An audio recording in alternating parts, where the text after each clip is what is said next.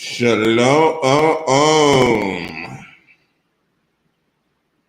Like we always do about this time, y'all. Mic checker 1, 2. Am I good? Yeah. I spit hot fire. Anyways, on a side note, people think the pastor can't spit. You're sadly mistaken.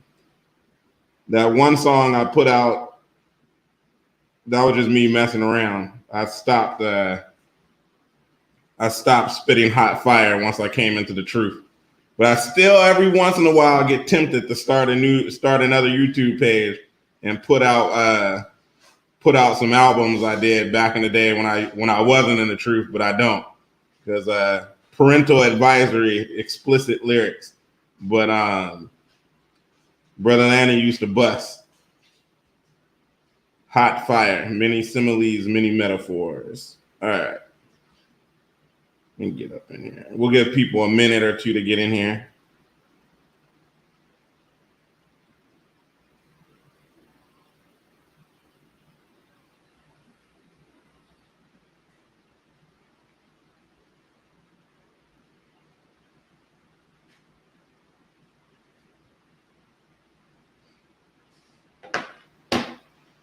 And just so people know, I'm not going to be able to see the chat. I have to go out of my screen in order to see the chat, which I won't be doing a lot, so I won't be able to see the chat.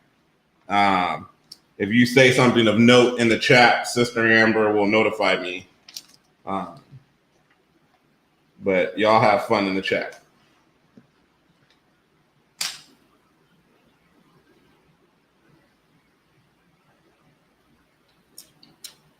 All right, it's 7 o'clock.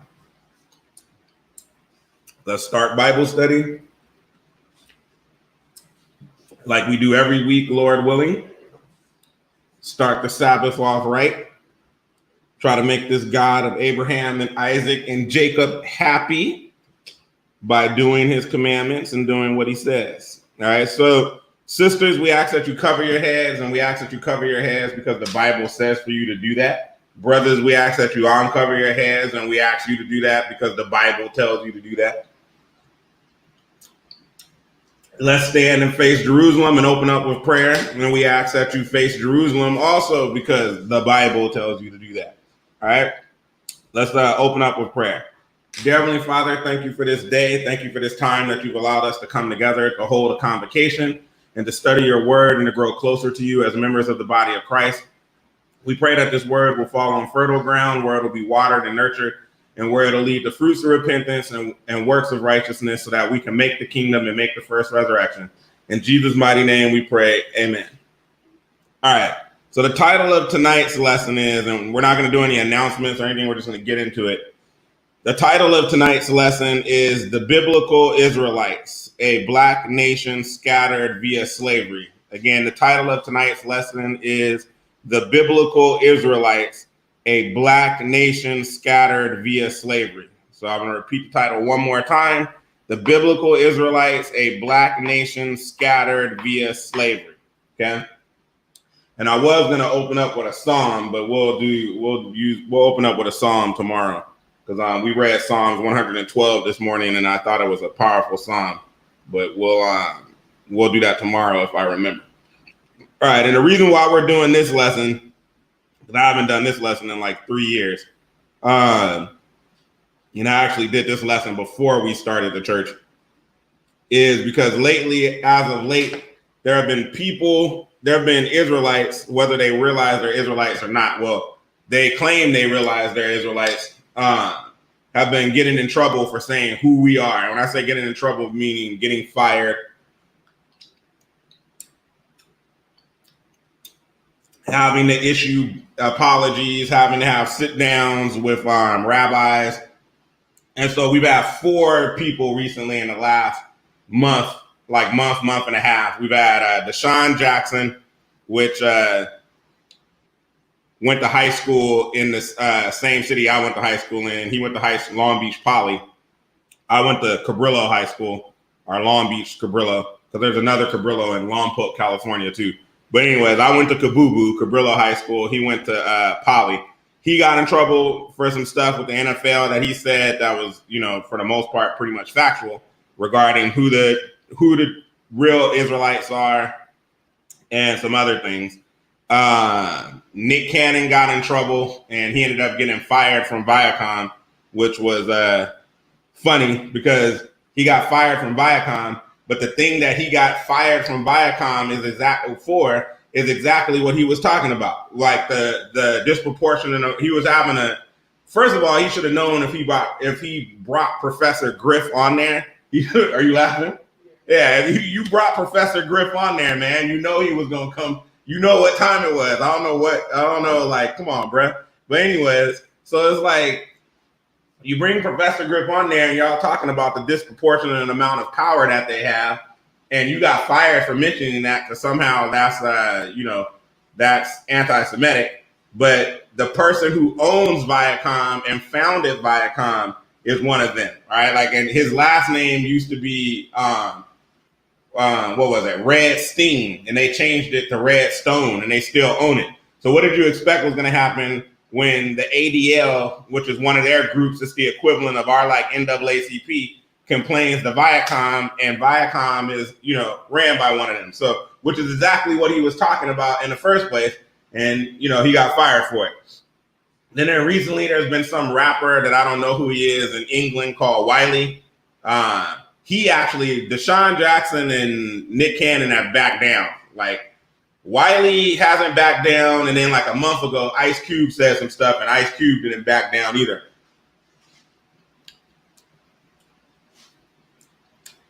So we're doing this lesson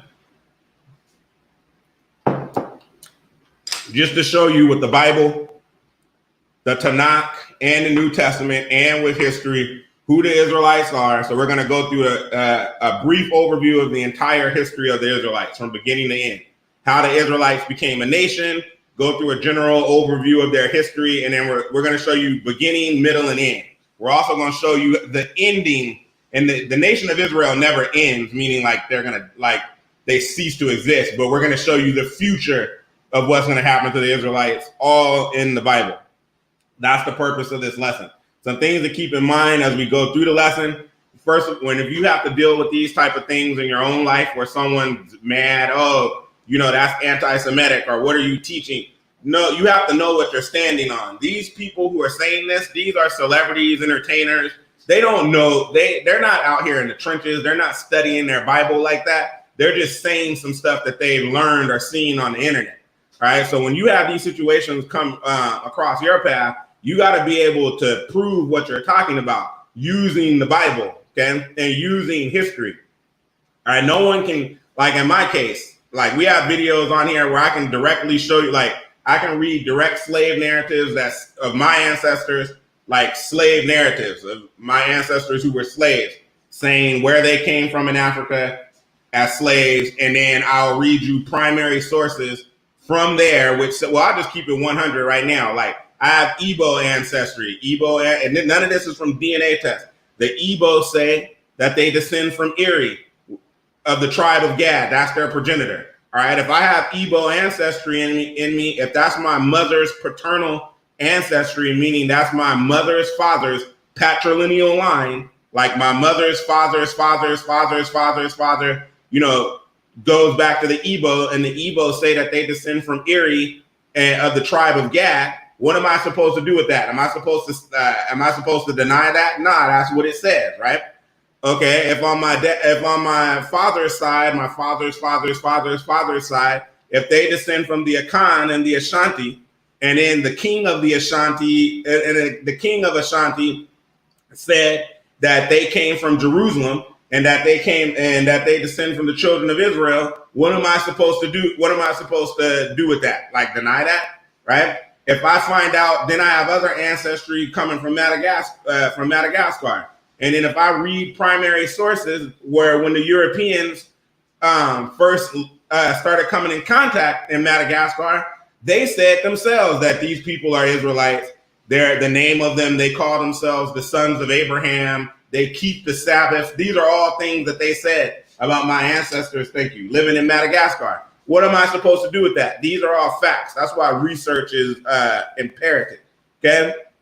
And then if I read my Bible, and the Bible clearly tells me who I am too, I have to just roll with the facts, okay? And that's what we're going to do here today. Facts are facts, all right? And another reason why we're doing this message too is because the only way here in America our people are going to advance, and I'm talking about the so-called American Negro here in America. And I know our diaspora is global, so there's Israelites not just in America. I know that. You know, we in the West Indies, Afro-Brazilians, Melanesians. You got people forget that we're in the Middle East too. Like Saudi Arabia is officially 10%, which is really more, but officially, according to World Fact Book, we make up 10% of their population. We make up 10% of Iraq's population. We make up 10% of Iran's population. We've been scattered, you know, but since I live in the United States, I tend to focus on here in the United States. But we're not going to advance as a people until we realize who we are and we come back to serving our God, which is the God of Abraham, Isaac, and Jacob. And when I say our God is available to all nations. All people can serve him. You got to fear him and keep the commandments, right? But we not going to get right until we start serving our God, okay? And keeping his commandments. All the marching, protesting, not going to do anything. Spray painting Black Lives Matter on a basketball court ain't going to do nothing. Putting who is Sandra Bland on your jersey and putting Black Lives Matter on your jersey, changing the street name to Black Lives Matter, putting equality on a jersey is not going to solve anything. Kneeling before a national anthem during the national anthem is not going to do anything, okay? Playing the so-called Black national anthem, Lift Every Voice or whatever it is, before a football game is not going to do anything. And then these groups that get set up that are pushing for quote unquote civil rights for us, all right, they're not going to help us either, okay? Including Black Lives Matter, the group. Now, the term the term itself, I support that. Yes, Black lives should matter, right? You know, anybody's life should matter. But specifically, if Black people here in America are catching hell, then we need to focus on their lives and promoting it so that they don't continue to catch hell. All right, so the term is fine. But the organization, Black Lives Matter, not fine. That's not going to help us as a people. Number two, okay, what's going to help us is coming back to these commandments and following the God of Abraham, Isaac, and Jacob, okay? Number two, even as with that organization, Black Lives Matter, and a lot of the other ones, they're funded and ran by the Gentiles, right? They got money in there. And whoever your benefactor is, whoever is financing you, that's who you're going to be beholden to, okay? And if you look into the actual Black Lives Matter organization, it's actually a Marxist organization. And before we get into the lesson, I just want to bring out some stuff with them because as members of the body of Christ, you shouldn't be flexing with that organization from a biblical standpoint. And then for us as a people, we shouldn't be flexing with it either because it's not going to solve our problem, okay? All right, and I just want to point, and this is literally from their, this is from their website, and this is from their mission statement, what we believe, okay?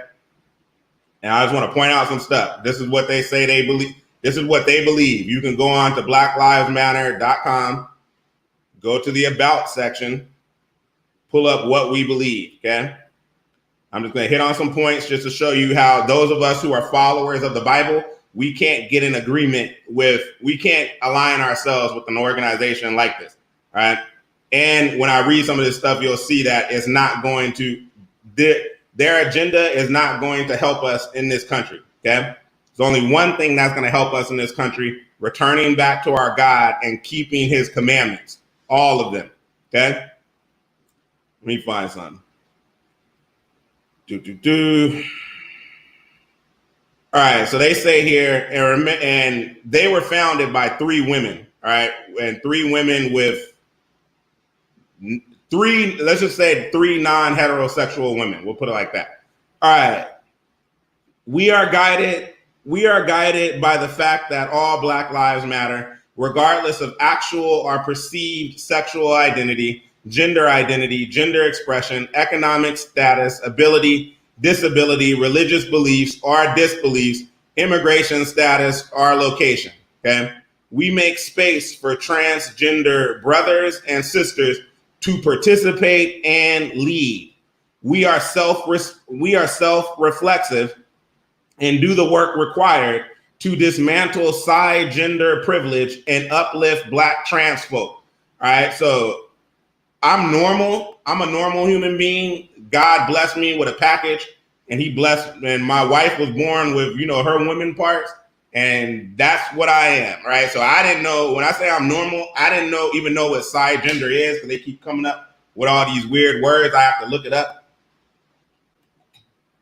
A side gender person is somebody who believes they are what they are. Like, meaning if I was born with male privates, I believe I'm a male. So a normal person. Okay, so they're saying here they want to dismantle side gender privilege. Apparently those of us who, if I was born with male parts and I believe I'm a man, they want to dismantle whatever privilege we perceive we have.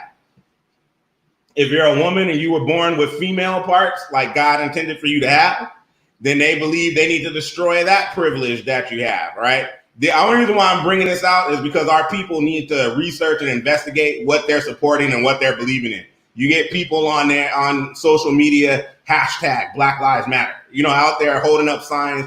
You even got churches in our community now aligning themselves with this nonsense, okay? Do you even know what these people are affirming, okay? All right. They say uplift Black trans folk, especially Black trans women who continue to be disproportionately impacted by trans antagonistic violence. All right, the Bible is clear about that. If you're a man, you need to act like a man and dress like a man. This is in the book, in the Torah. If you're a woman, now if you don't believe, this isn't hate speech. Just like same thing with the being anti-Semitic. No, I'm a descendant of Shem too, right? To be anti-Semitic means to be anti-Shem and his descendants. That's what anti-Semitic means. So if I'm a descendant of Shem, how can I be anti-Semitic, right? I'm a descendant of Shem. I'm not against my own kind, including Esau. I'm not really against anybody, right? Same thing with the Arab. An Arab person can't be anti-Semitic. They descend from Ishmael. Ishmael was the son of Abraham. Abraham was a descendant of Shem, right? These are things. This is why you got to look into stuff and do research for yourself, critically think, okay? And in the other branch of Arabs, they descend, true Arabs now, they descend from Jochatan. Jochatan was a son of Eber. Eber was a descendant of Shem. Impossible to be anti-Semitic, right? There's not just one group of people who descend from Shem. There's many, okay? All right, and then the same thing with this. This isn't hate speech. I'm just telling you what the Bible says. We live in America. You don't have to believe in the Bible if you don't want to. You can believe in whatever you want. You are entitled to that right. You're entitled to do whatever you want. And if you're a grown adult, I personally don't care what you do as long as you're not harming children. All right. Other than that, if you're a grown adult, we live in America. This is not a theocracy. Have fun with whatever you want to do. I don't want to infringe upon your rights, just like I don't want you infringing upon my rights. Right.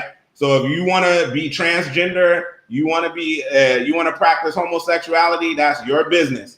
All right. I'm not going to do that because I'm going to live by the Bible. That's my choice.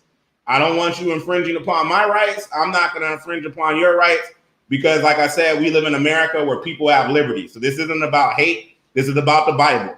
And like I've said thousands of times, if you don't agree with the Bible, then this is the wrong channel for you to be following. We're here about the Bible. All right. Now, so that off top, according to the Bible, God is not going to be with this movement, okay? We build a space, and if you want to be technical, there was a lot of these type of people, even in the civil rights movement in the 60s with Martin Luther King, all right? Anyways, but that's a subject for another day. We'll just wait for all the records to be finally disclosed on Martin Luther King, which they're not going to publicize in the media when they allow the records to be open. And but some people will go and do the research, and you'll be surprised. Maybe you would think like maybe we shouldn't be giving this man a day for a holiday. Anyways, that's a side note. We build a space that affirms Black women and is free from sexism, misogyny, and environments in which men are centered, okay? We practice empathy. We engage comrades with the intent to learn about and connect with their context. Now, this is funny. When I was talking to my wife about this, I asked her, what stands out with you about the word comrade? And took her a while to get it, but then she got it like comrade. These are Marxist terminologies, okay? We make our spaces, and remember here, I'm not pro-capitalism. I'm not pro-Marxism, all right, or communism, all right? I'm not for any isms or schisms. And our people, Black people didn't invent Marxism, so why are we flexing with that, all right? Israelites, Hamites, we didn't do that. Karl Marx made that. Stop following these isms and schisms and come back to a Hebrew, biblical-based, African-centered way of thinking, okay? All right, that's what's going to help us as a people. So they said we practice empathy, we engage comrades with the intent to learn about and connect with their context, okay? We make our spaces family-friendly and enable parents to fully participate with their children. We dismantle the patriarchal practice, and this is why I did the lesson on New Moon. Husbands and fathers, patriarchal high priests of their family, to dispel the notion that's going around now that patriarchy is somehow bad. I went to the root of the word patriarchy. The root of the word patriarchy actually comes from the Bible, and it just means the fathers of the Israelites, like Jacob, Isaac, Abraham, going all the way back to Adam. And what it has to do with is the Israelites hadn't become a nation yet. So those men had to lead their own houses and be their own priest over the house.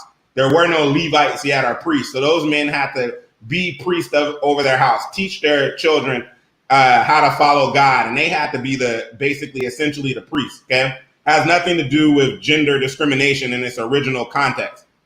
And as we covered in that lesson, what they're talking about here is patriarchy. That's a Eurocentric construct that our people have nothing to do with. Like I brought this up and I'll bring it up again.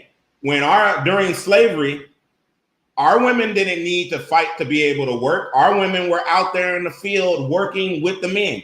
Our women didn't need to fight for equal pay. Our women and men were both getting paid the same, nothing, right? And then after nothing, because they were slaves. Then during Jim Crow, were Black women denied the right to work? No. They were maids and working in all kinds of different jobs, and they were out there in the field sharecropping too. And what you'll find is even today, our women have higher rates of employment than our men, even today. And on average, a Black woman tends to make more than a Black man. Anyway, so these isms and schisms have nothing to do with our people. Okay, all right.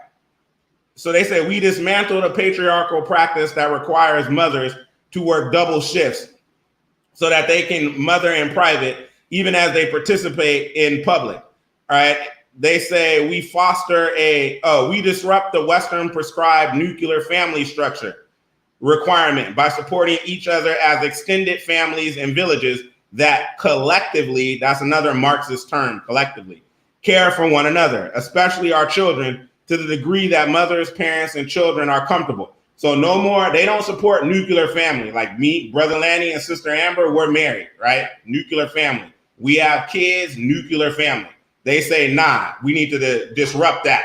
None of that no more. No more male-headed household with a husband and a wife, all right? That's savage, okay? I grew up with my mom and my dad. My mom and my dad were married before they had me to other people. Those kids did not grow up with their fathers, okay? And you can see in personality and outlook of the world and how they think and life choices, the differences between me and my siblings without having their father in their life. I grew up in West Long Beach. I went to private school up until 9th grade. All right, West Long Beach is the hood. Google it, all right? But my parents tried to send me to private school. I didn't want to go. After 9th grade, I was able to go to the high school in my neighborhood. The reason why I'm bringing this point up is the school I went to, the private school, like less than 2% Black. It was never more than 10 Black people at the school I went to. I was always either the only Black in the class or a couple Blacks. But at that private school, all of the few Black kids that were there, we all had moms and dads. When I came home and my friends in the neighborhood, the majority of them in the neighborhood did not have a nuclear family, okay? Most of my friends who grew up in the neighborhood, like none of them went to college. The best that someone is doing is they have a city job. Other than that, most of them people have gone in and out of jail, have not done anything, have not been productive as far as being adults. And they were always hanging out at my house. And why were they always hanging out at my house? Because I had a nuclear family, okay? This stuff is madness. Like the stuff that their agenda is madness. This is why you have to go in and do research, like I said, okay? I'll read this last part. We foster a queer affirming network. When we gather, we do so with the intention of freeing ourselves from the tight grip of heteronormative thinking, or rather the belief that all in the world are heterosexual. We cultivate an intergenerational and communal network free from ageism. We believe that all people, regardless of age, show up with capacity to lead and learn. All right. And one other thing that they promote, they say that they want to promote, homosexuality, transgenderism, and females to lead the organization. That's another thing. God has a protocol. This is all according to the Bible. And his protocol, if you're going to have something, it needs to be, especially with our people here in America, you need men to step up and lead. Okay? That's the bottom line. That's our biggest problem, right? That's one of our biggest problems right now, is that our men are not stepping up to the plate and leading. All right, let's get into this lesson. All right, the objective/thesis. Before immigrating into Kemet, which is Egypt, the Israelites were a nomadic band of Hebrews. The ancient Israelites developed into a nation while sojourning, and I have in parentheses there, mostly in slavery, in the land of Ham. All right, and the land of Ham is essentially Africa, but according to the Bible, the land of Ham also includes the Middle East. It's just not what we call the continent of Africa today. It also, according to the Bible, the land of Ham includes Africa and what is the Middle East, okay? During that time, the sons of Jacob, or children of Israel, intermarried with the children of Ham. All right, I have in parentheses Canaanites, which are Phoenicians, and Mizraim, are Kemet, are Egyptians primarily. That's not the only people they intermingled with for the Hamites, but that's who they intermingled with primarily. The reason why it's done, I'll give you an example of not the only ones. Remember, Moses' second wife was an Ethiopian,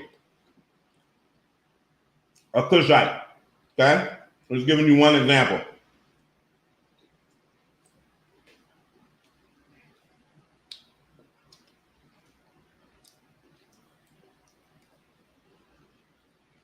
All right. Have to get a quick snack in. Both groups were of a black, so-called, quote-unquote, racial stock. You know, here, I don't prescribe to race as a science. That's a false scientific construct. We're not here to deal with that. I just use terms that people are familiar with. With the Israelites being of black Semitic origin, okay? According to the Bible, Christ, or Yah, led them out of Kemet and made them a nation. The Bible also prophesied that because of their disobedience, they would lose their heritage and be sold as slaves to all nations, only to be regathered by Christ, or Yah, at his second coming and restored as a nation. The nations which oppressed his people will be repaid for all they did to them. This is all in the Bible, all right? So some key terms here. All right, Egypt. What does the word Egypt mean? Old English, Egypte. This is the etymology of the word, okay? Egypte. The Egyptians. From French, Egypti. From Greek, Egyptos. The river Nile, Egypt. From Armana Hikuputa, corresponding to Egyptian Hakapata, temple of the soul of Ptah, the creative god associated with Memphis, Maine. All right, the ancient city of Egypt, strictly one of the names of Memphis. It was taken by the Greeks as the name of the whole country. The Egyptian name Kemet means black country.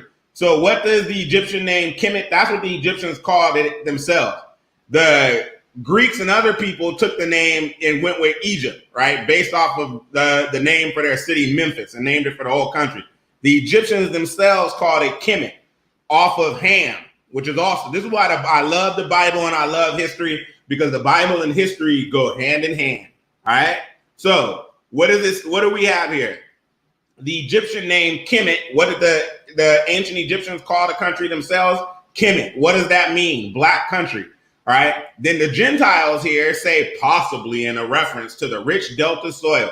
The Gentiles always do stuff like this. They'll be like, if they say, oh, they call it the black country, it can't mean black country because they're black and they're talking about themselves. It must mean the soil. That's retarded. There's no nation in history names themselves or their country after soil. Okay. All right. We got to stop the nonsense. They called it black country because they were black. Okay. And we're going to show you that because the word Ham means black. Okay. The Arabic is Mizrar, which is derived from Mizraim, the name of a son of biblical Ham. Okay. The source where I got this from, online etymology dictionary. All right. Next key term, Kemet. Okay.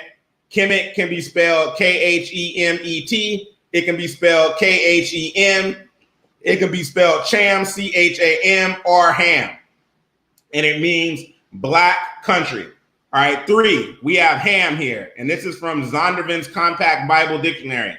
The youngest son of Noah, born probably about 96 years before the flood, and one of 8 persons to live through the flood. He became the progenitor of the dark races, not the Negroes, but the Egyptians, Ethiopians, Libyans, and Canaanites. All right. So Ham became the progenitor of the dark races. All right. Not just the Egyptians, Ethiopians, Libyans, Canaanites. As time went on, more and more groups developed. Ham is the father of most of Southeast Asians, East Asians, your prototypical Mongoloid type.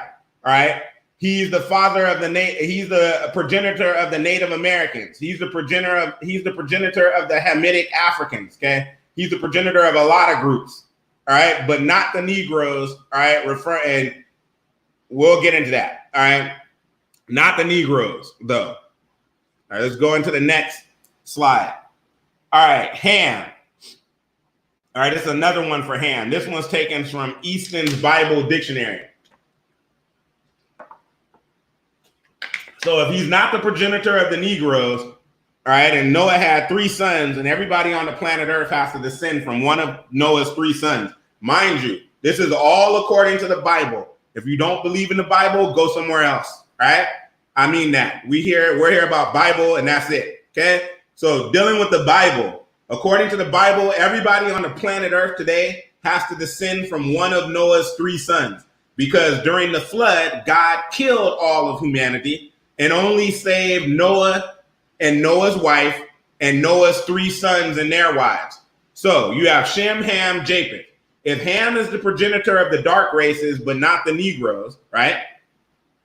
And then we know the Negroes don't descend from Japheth, because Japheth is your Gentiles, your neighborhood-friendly white man, your Indo-Europeans, and we don't descend from them. Then who does the Negro descend from, right? Shem. Now, Easton's Bible Dictionary, Ham, warm, hot, and hence the south.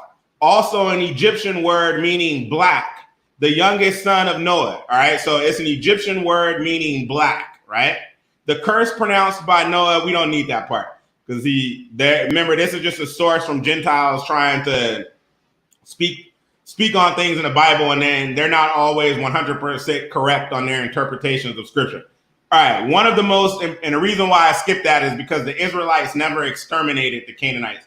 Instead, the Israelites intermingled and lived amongst the Canaanites and married them and started worshiping their gods.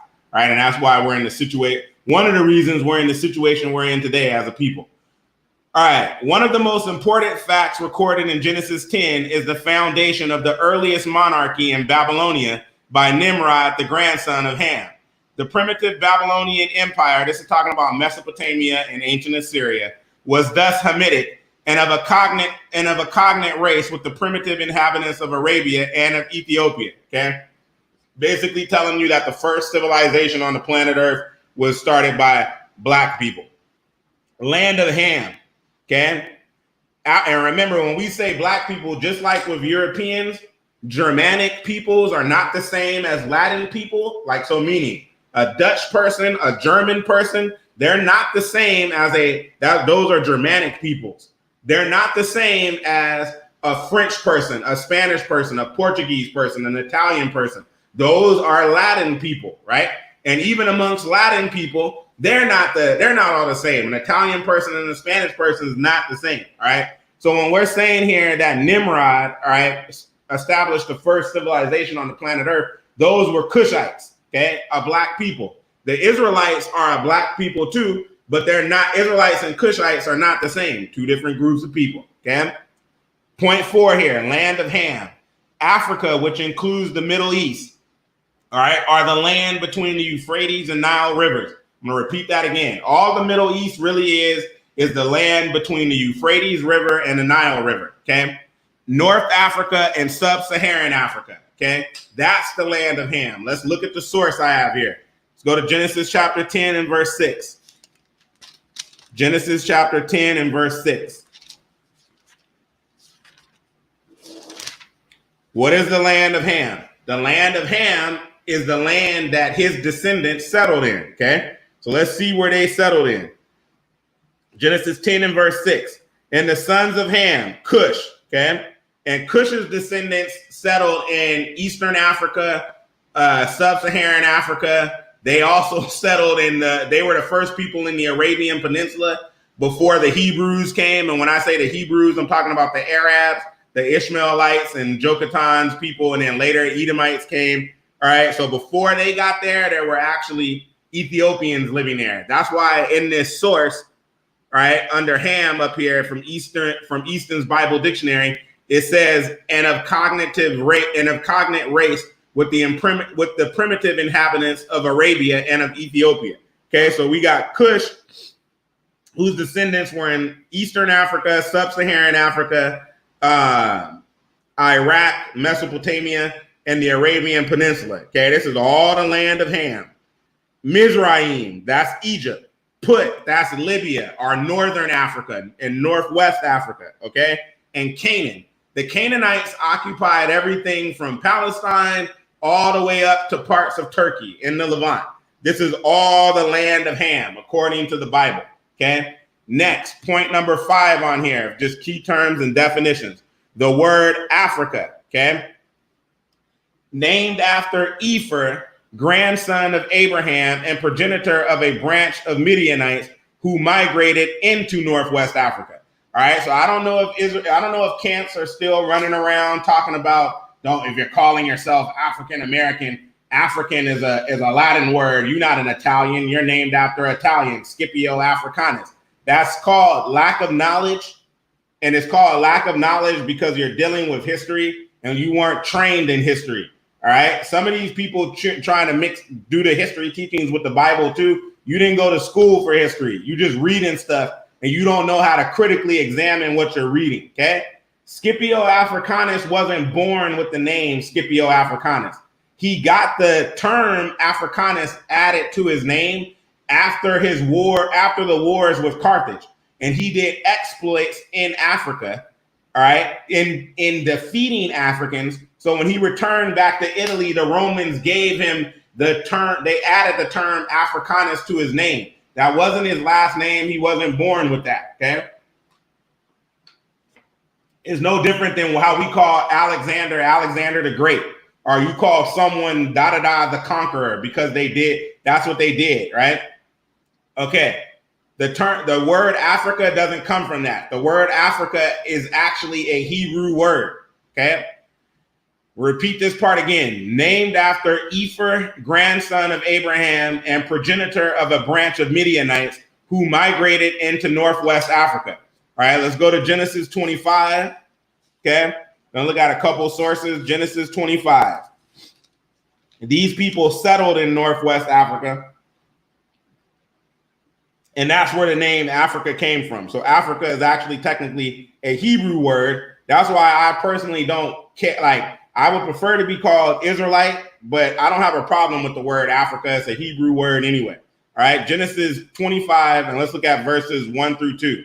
Then again, Abraham took a wife, and her name was Keturah.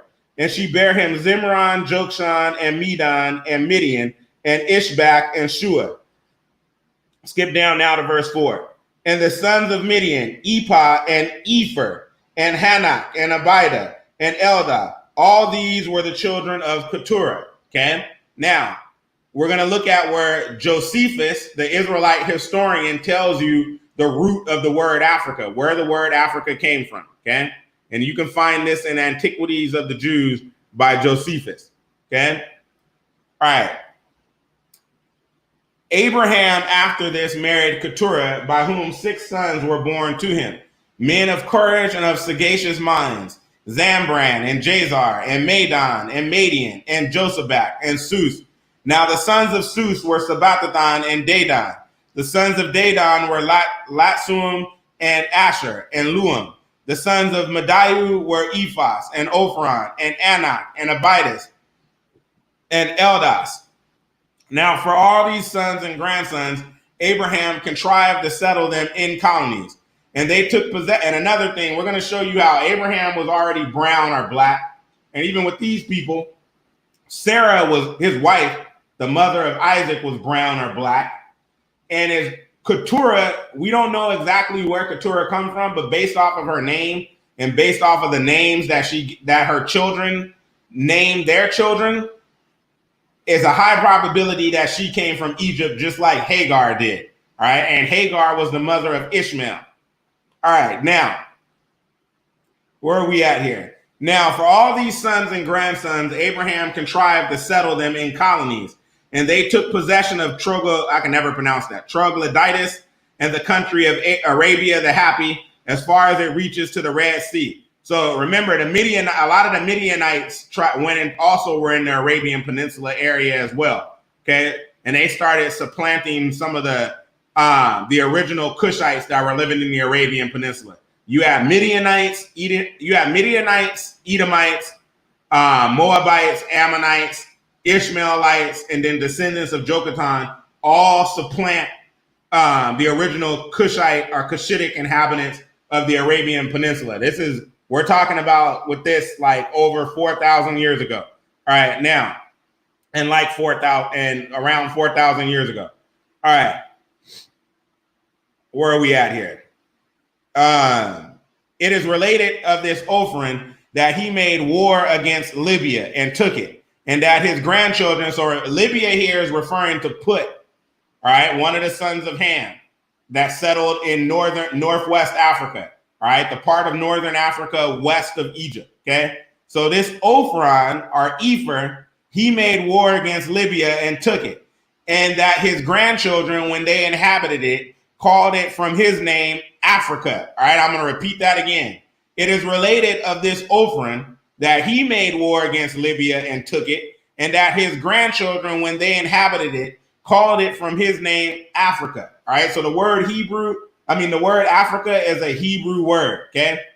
And indeed, Alexander Polyhistor gives his attestation to what I hear said. So Josephus is a historian from ancient times. Alexander Polyhistor is also a historian from ancient times. So you know how Brother Lanny likes to quote a primary source? As a historian, I'll get another historian who documented stuff. That's what Josephus is doing here. He's doing the same thing. Now he's quoting another ancient historian to prove his point. Okay? All right. And it says here, Cleodemus the prophet, who was also called Malchus, who wrote a history of the Jews, is in agreement with the history of Moses, their legislator, relates that there were many sons born to Abraham by Keturah. Nay, he names 3 of them, Aphar, Suram, and Japhran. That from Suram was the land of Assyria dominated, and that from the other 2, Aphar and Japhran, the country of Africa took its name, because these men were auxiliaries to Hercules. All right, now remember, Alexander Polyhistor, he's presenting the history of Abraham's descendants from a Greek point of view, okay? So from their point of view. So this is where Hercules comes in. When he fought against Libya and Antioch. So this is how this works for people when it comes to history. All right, so what we can determine is it doesn't matter that he's mentioning about Hercules. The point is the name Africa. So we have two different ancient historians telling you where the word Africa came from. Okay, one is telling you it from a Hebrew Israelite perspective because he was a Jew. The other one is telling you it from a Greek perspective. But both of them are telling you that the word Africa came from one of Abraham's descendants. Okay. All right. Afra and Japhron, the country of Africa, took its name because these men were auxiliaries to Hercules when he fought against Libya and Antiochus, and that Hercules married Afra's daughter, and of her begat a son, Diodorus, and that Sophon was his son, from whom that barbarous people called Sophicians were dominated. All right, next slide. Key term still continued. 6, the word Hebrew. All right, a name applied to, and this is from Easton's Bible Dictionary, a name applied to the Israelites in scripture only by one who is a foreigner, or by the Israelites when they speak of themselves to foreigners, or when spoken of and contrasted with other peoples. In the New Testament, there is the same contrast between Hebrews and foreigners. Let's look at the origins of the word. The name is derived, according to some, from Eber, all right, which is in Genesis 10 and verse 24, the ancestor of Abraham. The Hebrews are sons of Eber. Others trace the name of a Hebrew root word signifying to pass over, and hence regard it as meaning the man who passed over, vis-a-vis the Euphrates, or to the Hebrew word meaning the region or country beyond, vis-a-vis the land of Chaldea, okay, which was in southern Mesopotamia, or the southern portions of Assyria. This latter view is preferred. It is the more probable origin of the designation given to Abraham coming among the Canaanites as a man from beyond the Euphrates River. All right, so to break this down, because as usual, Gentiles can't figure out stuff usually in the Bible because they're not the people of the book, and the oracles were given to us. The word Eber means to pass over, okay? Anybody who's a descendant of Eber in the Bible is a Hebrew, okay? So the descendants of Jochatan, which formed one branch of Arabs, they're Hebrews. Anybody who's of the lineage of Eber would be a Hebrew. The reason why it means to pass over the Euphrates River is because Eber's descendants, all of them did that, okay? It wasn't just Abraham. Eber had two sons, Peleg and Jochatan. Jochatan left from the other side of the Euphrates River and settled in the Arabian Peninsula with his sons. Then later, Abraham, which was a descendant of Peleg, he left from the other side of the Euphrates River and also came and settled in the lands of Ham. This is learning on your way to learning, people. All right. Same thing with the Arabs too. It wasn't just Arabia. Eventually, you had Arabs going into North Africa and portions of the Sahel and the Horn of Africa too. All Hebrew groups left from the other side of the Euphrates and settled in the land of Ham. Okay. All right. Now, 3. A third derivation has been suggested vis-a-vis that is from the Hebrew word abhar, to pass over, hence Eber, in the sense of sojourner or pass through. All these things mean the same thing, okay? And I took that from Easton's Bible Dictionary. All right, let's get into our foundation scriptures. Let's go to Psalms chapter 105. And I have it here in the notes. Y'all can turn there, but I'm going to read it. All right, it's in the slide. All right, Psalms chapter 105, verses 23 through 27. Israel also came into Egypt. Where is Egypt? Africa. And Jacob sojourned in the land of Ham. What is that? Africa. And he increased his people greatly. So where did the number of the children of Israel increase? When they were in Africa. Okay. So the Israelites started increasing their numbers when they were in Africa. This is in the Bible. Okay. So they were already a brown and black people. Then if they go into Africa and their numbers increase, what's going to happen? That means they intermingled with the Africans. Okay. All right. Let's read 24 again. And the reason why I'm stressing this is because you get people who get upset with the truth. I don't care. what you get upset with. That's on you. Can you read? If we read, the Bible's telling us what time it is, okay? So you can believe whatever you want to believe about the Bible. That's your own cuckoo banana pants brain, all right? We dealing with I'm serious. I get in this. You knew I was coming hype with this lesson. You already know what time it is. I'm coming hype, all right? We dealing with what it actually says here. Can you read, all right? And he increased his people greatly and made them stronger than their enemies. 25. He turned their heart to hate his people, to deal subtlety with his servants, referring to the Egyptians. He sent Moses, his servant, and Aaron, whom he had chosen. They showed his signs among them and wonders in the land of Ham, or Africa, referring to the plagues and the Exodus. All right, Jeremiah 24 and verse 9. These are just foundation scriptures, referring now, dealing with the Israelites.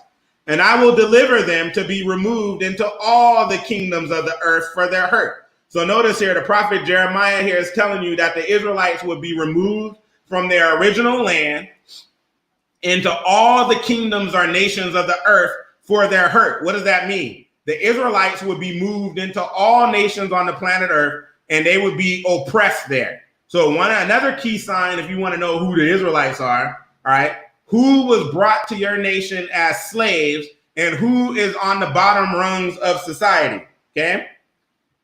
To be a reproach and a proverb, right? A taunt and a curse. A reproach and a proverb, a taunt and a curse is like when you're playing sports and they throw a banana on the field. They throw a banana on the ice. They make monkey noises when you come outside. They always want to throw the N-word. They always want to throw the N-word at you.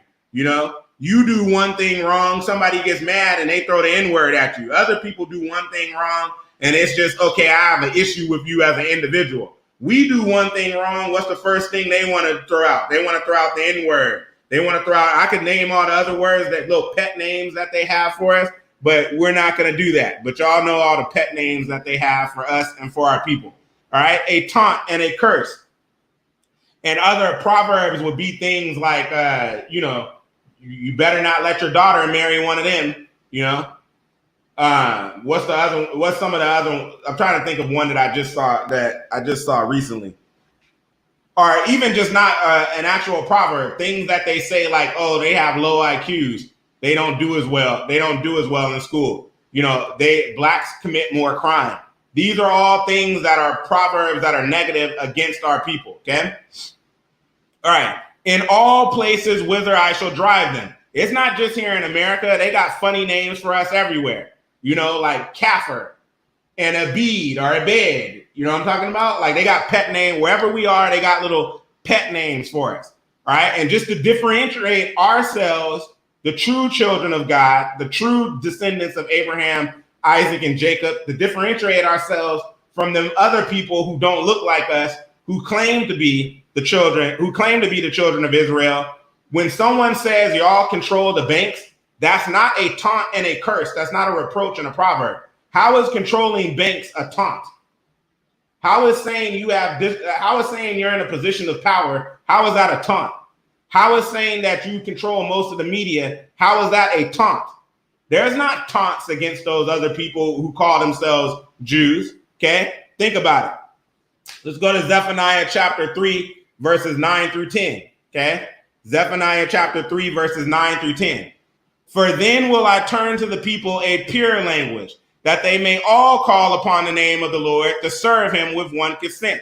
All right, this is after Christ's second coming, during the millennium. Notice what it says here in verse 10.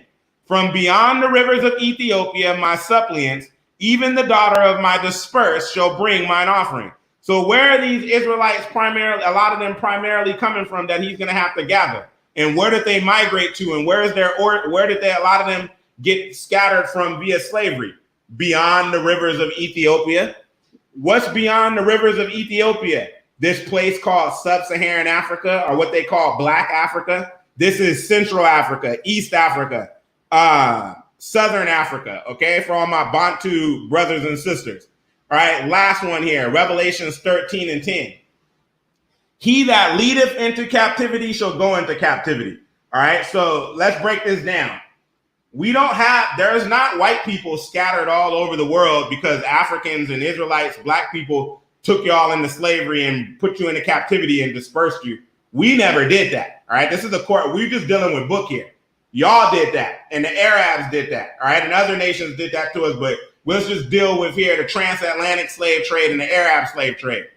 He that leadeth into captivity shall go into captivity. So if you took us into slavery and dispersed us, best believe when Christ comes back, he's doing the same thing to your people. This is Revelations 13 and verse 10. If you don't like it, like I said, you need to pick another religion because the Bible is telling you what time it is.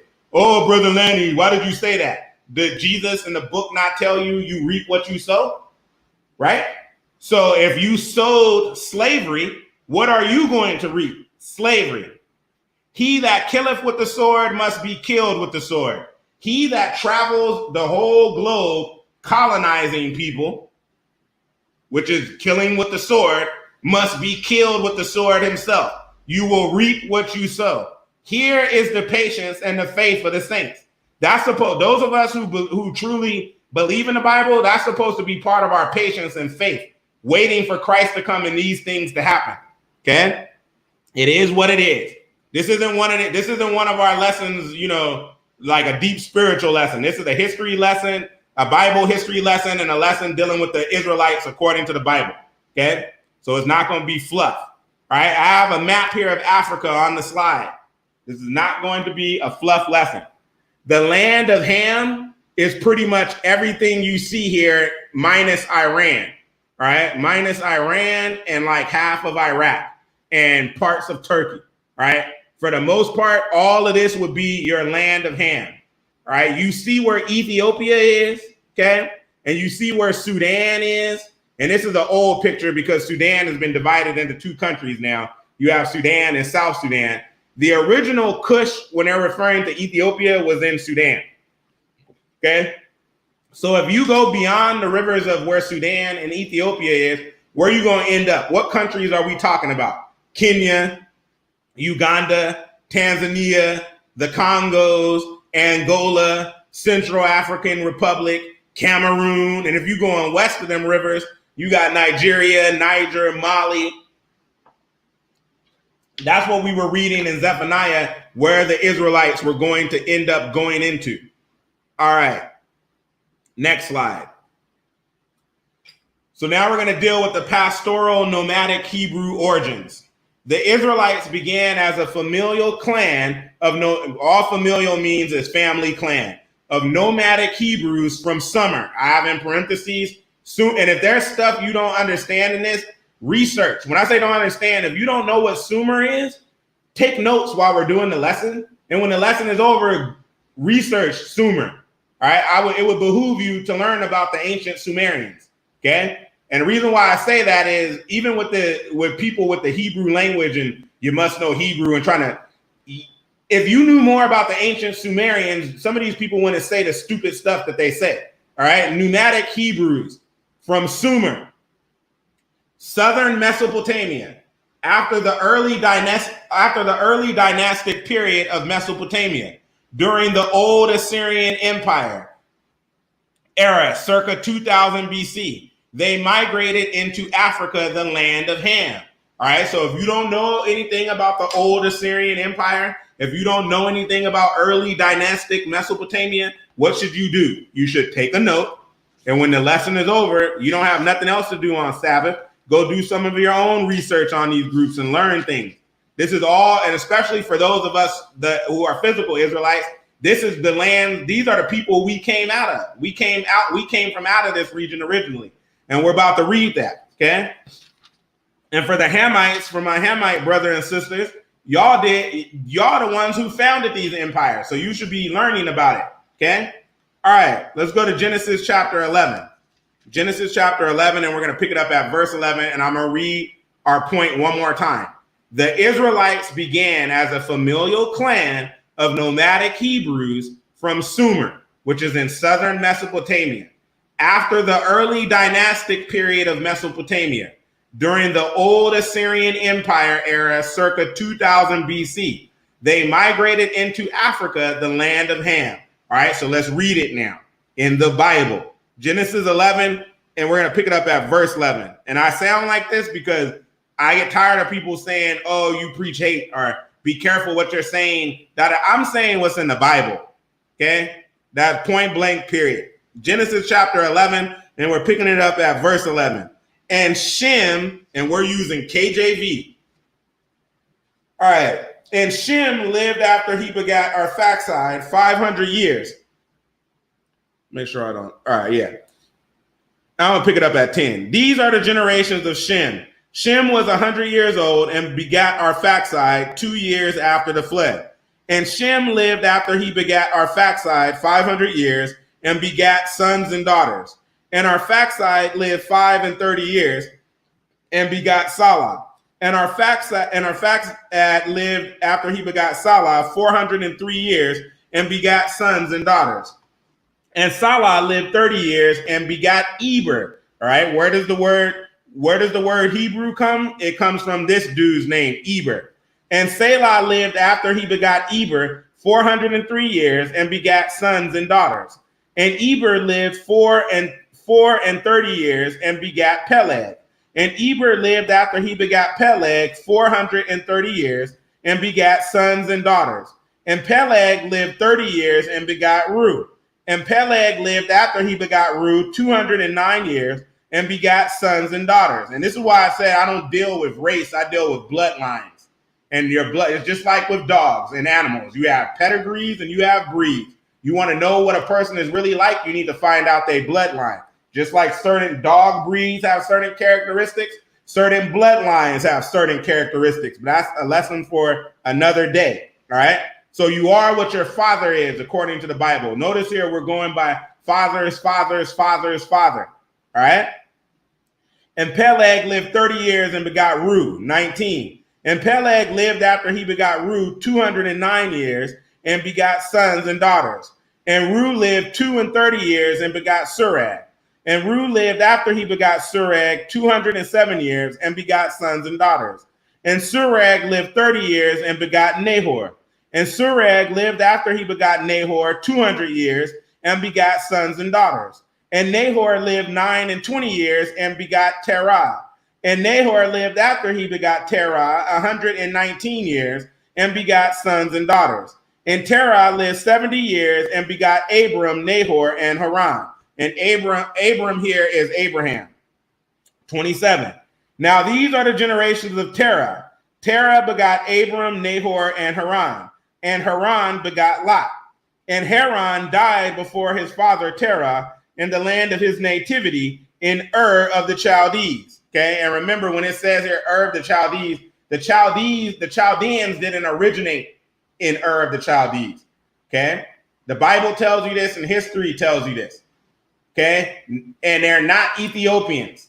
It tells you in the Bible, in Isaiah, that Nimrod, all right, like back the Cushites, the Assyrians, they placed the Chaldeans in Ur of the Chaldees. Okay, before that, they were living where most of the Gentiles were living before the Gentiles came into civilization, which was up in the mountains. You know, different mountainous regions, the Caucasus Mountains and other mountains, and they came down from the mountains in the caves. These are all just facts, right? None of this should be offensive. Just like right now, Europeans are running it and African countries are on the bottom of the totem pole. And if you want to rank, you know, who's the most civilized countries as far as technological advancement and ruling things are, the black countries are on the bottom now and the white countries are on the top.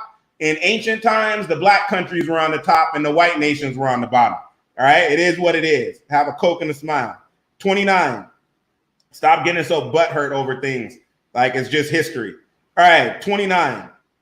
And Abraham and Nahor took them wives. The name of Abraham's wife was Sarai, and the name of Nahor's wife, Milcah, the daughter of Haran, the father of Milcah, and the father of Iscah.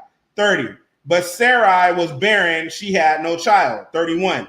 And Terah took Abram his son, and Lot the son of Haran, his son's son, and Sarai, his daughter-in-law, his son Abram's wife, and they went forth with them from Ur of the Chaldees, which is in southern Mesopotamia, to go into the land of Canaan, and they came unto Haran and dwelt there. So they left out of Ur of the Chaldees, which was in southern Mesopotamia, going to the land of Canaan, but Terah never made it to Canaan. He stayed in Haran. Okay, this is where it comes from. The word Hebrew, descendants of Eber, crossing over the river Euphrates. Okay, and Haran was located in what is now like northern Syria, southern Turkey. Okay, 32. In the days of Terah were 205 years, and Terah died in Haran. All right, so this is why we have here in the notes the Israelites began as a familial clan of nomadic Hebrews from Summer. Okay, now notice here, we don't have Israelites as a nation yet. This is just a band of Hebrews. Okay, Genesis 12, and we're going to pick it up at verse 1. Now the Lord said unto Abraham, get thee out of thy country and from thy kindred and from thy father's house unto a land that I will show thee. And I will make of thee a great nation, and I will bless thee and make thy name great, and thou shalt be a blessing. And I will bless them that bless thee, and curse him that curseth thee, and in thee shall all families of the earth be blessed. So the Most High here told Abraham, okay, you need to leave Haran and complete this journey and go into the land of Canaan.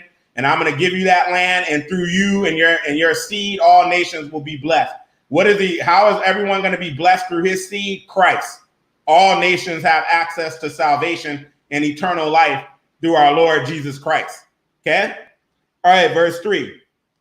Remember what we ate earlier before Sabbath officially starts? Will you make another one? That's what I want to eat.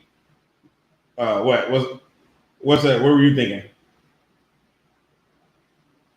I can't hear you. Just come over. Is that okay with you? Well, will you make something? That's okay? All right. I'm thinking about food because I'm hungry because I only ate that one time. Like the one time today. All right, I'm already hungry right now. All right, verse 4. So Abraham departed as the Lord had spoken unto him, and Lot went with him, and Abram was 75 years old when he departed out of Haran. And Abram took Sarai his wife, and Lot his brother's son, and all their substance that they had gathered, and the souls that they had gotten in Haran, and they went forth to go into the land of Canaan, and into the land of Canaan they came. All right, now, let's go to Nehemiah chapter 9. Nehemiah chapter 9. And the exchange you just heard here between me and Sister Amber is called, let me try to get some warm food in before Sabbath officially starts. It's not officially dark, so I'm like, let me try to get that in. Another, I'm not trying to, for people, a trick you can use too is if you heat something in the oven before Sabbath starts, and then you just leave it in the oven, and then when Sabbath starts, you turn the oven off and don't open it. The oven, stays warm. That'll buy you, like an hour, a couple hours, right? Of where you could eat something. You could eat something warm.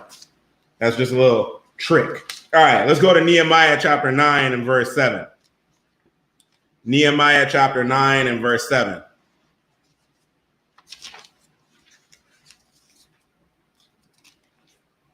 Nehemiah 9 and verse 7. All right. Thou art the Lord, the God, who didst choose Abram and broughtest him forth out of Ur of the Chaldees, and gavest him the name of Abraham, and foundest his heart faithful before thee, and madest a covenant with him to give the land of the Canaanites, the Hittites, the Amorites, and the Perizzites, and the Jebusites, and the Girgashites to give it. I say to his seed, and hast performed thy words, for thou art righteous. All right, let's go to Acts chapter 7. And you're gonna want to keep a marker in Acts chapter 7 because we're going to be in there a lot of the lessons. All right, Acts chapter 7, verses 1 through 4. Acts chapter 7, and we're going to pick it up at verses 1 through 4. Can I get a piece of like sandwich meat and a piece of cheese? Just tide me over because I don't know how long this is going to be. All right, Acts chapter 7, and we're going to pick it up at, it could be long, could not be long. We'll see. Acts chapter 7, and we're going to pick it up at verse 1. Then said the high priest, are these things so? And he said, men, brethren, and fathers, hearken, the God of glory appeared unto our father Abraham when he was where? In Mesopotamia, before he dwelt in Sharon, which is just the Greek version of Haran, which remember is in northern which is in like northern Syria, southern Turkey. All right. And then in Mesopotamia, we're dealing with like was in like southern Iraq. Okay. Southeastern Iraq. 2, and said unto him, get thee out of thy country and from thy kindred, and come into the land which I shall show thee. Then came he out of the land of the Chaldeans and dwelt in Sharon, and from thence, when his father was dead, he removed into this land wherein ye now dwell, referring to Israel. All right, next slide. This slide, the Hebrews were of black racial stock. All right, and remember, like I said, I deal with bloodlines because that's what the Bible deals with. The term,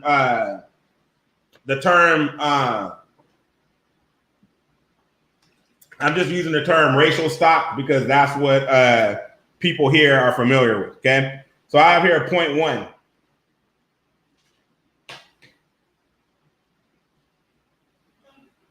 All right, I'm not playing about like I'm hungry. Clearly, I'm hungry. All right, now point 1: the Hebrews were already similar looking to Hamites, or black Africans, prior to leaving Mesopotamia. They were already black before migrating into Africa. I'm going to repeat that. Okay, the Hebrews were already similar looking to Hamites, or black Africans, prior to leaving Mesopotamia. All right, they were already black before migrating into Africa. All right, biblical evidence.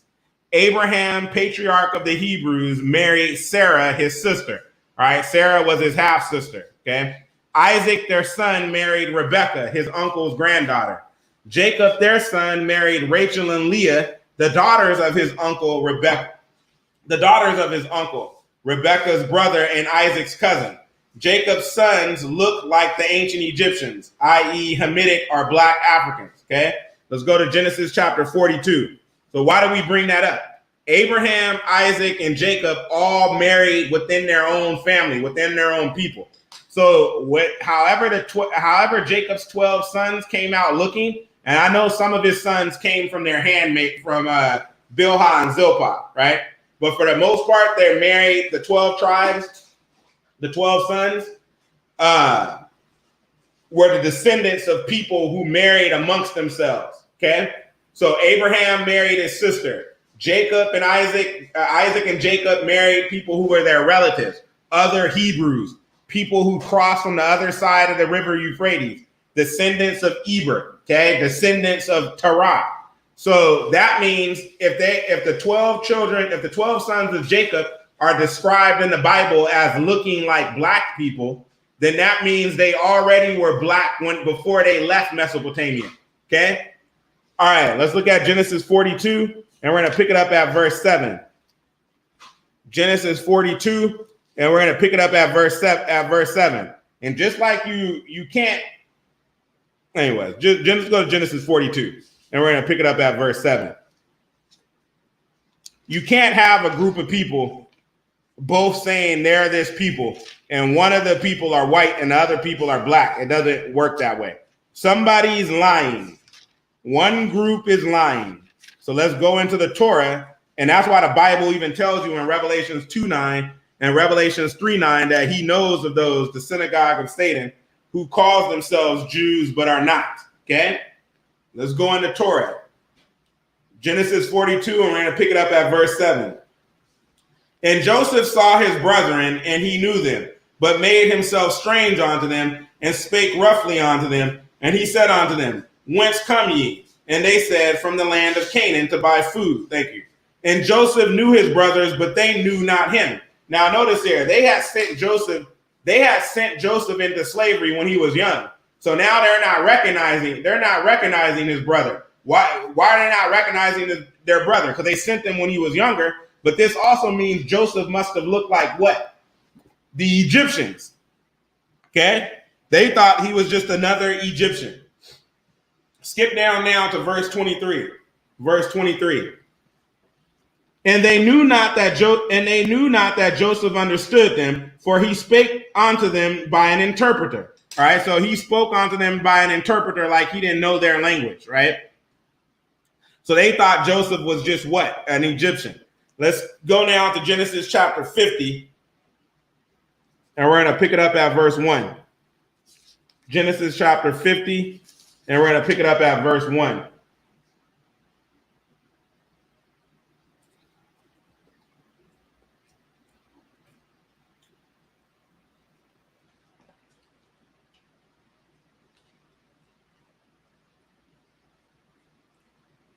Genesis 50 and verse 1. And Joseph fell upon his father's face and wept upon him. Actually, let's go into Genesis 49 and pick it up at verse 33.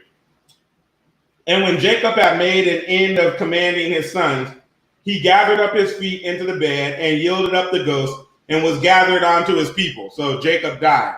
Now Genesis 50 and verse 1. And Joseph fell upon his father's face and wept upon him and kissed him. And Joseph commanded his servants, the physicians, to embalm his father, and the physicians embalmed Israel. And 40 days were fulfilled for him, for so are fulfilled the days of those which are embalmed. And the Egyptians mourned for him 80 days. All right, so they embalmed him for 40 days, and then they mourned for him 30 days after that, so a total of 70 days. And when the days of his mourning were past, Joseph spake unto the house of Pharaoh, saying, If now I have found grace in your eyes, speak, I pray you, in the ears of Pharaoh, saying, My father made me swear, saying, Lo, I die. In my grave which I have digged for me in the land of Canaan, there shalt thou bury me. Now therefore let me go up, I pray thee, and bury my father, and I will come again. I just like to make this point out because people nowadays, you live here in this daughter of Babylon, you disperse from your family and you die in all different parts of the United States, and you get buried in random cemeteries. That's not the Hebrew way. Hebrew, you're supposed to be buried with your ancestors. Like, you should be buried where your family was buried at. But I digress. Verse 6. And Pharaoh said, Go up and bury thy father, according as he had made thee swear. And Joseph went up to bury his father, and with him went up all the servants of Pharaoh, the elders of his house, and all the elders of the land of Egypt, and all the house of Joseph and his brethren, and his father's house, only their little ones and their flocks and their herds did they left in the land of Goshen. And there went up with him both chariots and horsemen, and it was a very great company. And they came to the threshing floor of Atad, which is beyond Jordan, and there they mourned with a great and very sore lamentation. And he made a mourning for his father 7 days. Verse 11. And when the inhabitants of the land, the Canaanites, saw the mourning in the floor of Atad, they said, This is a grievous mourning of the Egyptians. Wherefore the name of it was called Abel Mizraim, which is beyond Jordan. So notice here, when they went to go bury our father Jacob, the Canaanite, in the land of Canaan, where he could be buried with his fathers Isaac and Abraham, the Canaanites said, Here come a bunch of Egyptians mourning. It was Egyptians and Israelites, right? Or what will become the Israelites, or the Hebrew. These are Hebrew people. Okay? They didn't say, oh, look, there's some Egyptians, or there's some black Africans, some black Egyptians, and there goes some other white group of people going with them. No, they thought they were all Egyptians. Why? Because they all look the same. Okay? It's all that simple. Now, let's go to the next slide. All right, I hope that makes sense to people. All right. Next slide. Israel became a nation in Africa. The Israelites became a nation while in the land of Ham, Africa, or Kemet specifically.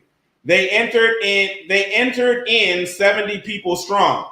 All right, Jacob or Israel, his children and grandchildren, not including their wives and servants, mostly of Hamitic stock. And I have Phoenicians, which are Canaanites, and Mizraim, ancient Egyptians. Why? We'll just off the top. Why do we say that? Joseph's wife was what? An Egyptian, right? Judah's wife was what? A Canaanite. All right. So our matriarchs, the matriarchs of the Israelites were what? Hamites. Okay. After being freed from slavery by Christ, they migrated out of Egypt. And why did I say after being freed from slavery by Christ? Because Christ was the God of the Old Testament and he's the God of the New Testament. Jesus told you himself, no man has seen or heard the Father at any time. And there's other scriptures in the New Testament and in the Old that tell you what time it is that the Israelites were always dealing with Jesus. All right. The Bible speaks of 2 gods, not 3.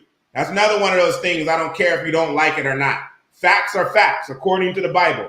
All right. According to the Bible, there's 2 gods, not 3, and not 1, 2. The Father and the Son, or the Father and the Word. There's only been 2 beings that are in existence now that were never created and that are eternal. The Father and the Son, all right, or the Father and the Word. All right, after being freed from slavery by Christ, they migrated out of Egypt 600,000 strong, not including women, children, and non-Israelites. And the reason why we say not including non-Israelites, because a mixed multitude went out of Egypt with them. There were other people of other nations who attached themselves to the Israelites and went out with them and joined the Israelites. So common sense would tell you, if they were in Africa, where do you think most of the mixed multitude came from? Hamites are Africans. All right, let's look at Genesis 46.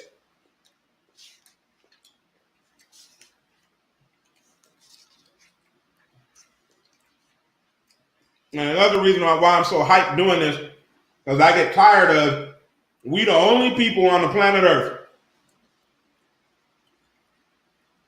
where anytime we try to self-identify ourselves and tell people who we are, people got a problem with it. They get offended. Nobody gets offended when the Italian tells you he's Italian. Nobody gets offended when the French person tells you he's French. But when our people who have been through slavery and lost our identity, when we find out what our identity is and we try to tell you, you get offended. And then you try to tell us, oh, that's not what we are, right? Even those of us who believe we come from Kemet, technically we do come out of Kemet because we were in Egypt and that's where we became a nation. And we intermingled with them a lot, right? But even with that, they'll try to tell you, oh, see, no, the ancient Egyptians, no, you don't descend from them. Nobody says to somebody who says, I'm Italian, no, you're not. They don't do that. And then they're not going to say to that person, you're speaking hate speech because you told me what you were. All right. Let's look here now at Genesis 46, and we're going to pick it up at verse 1. And Israel took his journey with all that he had and came to Beersheba and offered sacrifices unto the God of his father Isaac. And God spake unto Israel in the visions of the night and said, Jacob, Jacob. And he said, here am I. Verse 3. And he said, I am God, the God of thy fathers.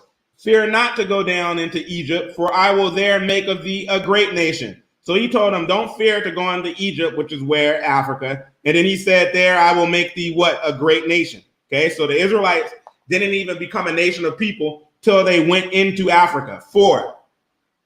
I will go down with thee into Egypt, and I will also surely bring thee up again. And Joseph shall put his hand upon thine eyes. And Jacob rose up from Beersheba, and the sons of Israel carried Jacob their father, and their little ones, and their wives, in the wagons which Pharaoh had sent to carry him. And they took their cattle and their goods. And I'm going to point out another thing. How come the people who call themselves who we are, you don't look nothing like the other people living around you? All right. Think of it like these are all things to keep in mind. You saying you came from there, you don't look like the people around there. Well, we've been in Europe for so long and over the years and do. BS. Why is that BS? I'm still black. My ancestors been here 400 years, chief. I ain't changed. Book tells you Jacob will not wax pale. There's white South Africans, descendants of the Dutch, who've been in South Africa for 300 years, right? Have they magically turned black? No, it don't work that way, bruh. Okay? It don't work that way. Okay? I don't have a Hebrew name and stuff because we've been in captivity. You don't have a Hebrew name because your names are just Yiddish. You know, you didn't, those are your names. Those are not names you got in captivity. I can't read Greenberg or Goldberg in the Torah. All right, come on now. And then when you move back when you came after they started coming back to Israel after 1948, you want to start changing your name to Hebrew names. All right, learning on your way to learning. Verse 5. And Jacob rose up from Beersheba And the sons of Israel carried Jacob their father and their little ones and their wives in the wagons which Pharaoh had sent to carry him. And they took their cattle and their goods, which they had gotten in the land of Canaan, and came into Egypt, Jacob and all his seed with him, his sons and his sons' sons with him, his daughters and his sons' daughters, and all his seed brought he with him into Egypt. All right, skip down now to verse 27. Skip down now to verse 27. And the sons of Joseph, which were born him in Egypt, were 2 souls. All the souls of the house of Jacob, which came into Egypt, were 70. And he sent Judah before him unto Joseph to direct his face unto Goshen, and they came into the land of Goshen. All right, now let's go to Exodus 12. And remember, go ahead, Exodus 12. Joseph's wife was an Egyptian. They gave him a wife in Egypt, and she was an Egyptian. So the matriarch of the founders of the northern kingdom, Ephraim, and his brother Manasseh, their mother was an Egyptian. All right, let's go to Exodus chapter 12. Exodus chapter 12. And we're going to pick it up at verse 31. Exodus 12 and 31. And he called for Moses and Aaron by night and said, Rise up and get you from among my people, both ye and the children of Israel, and go serve the Lord as ye have said.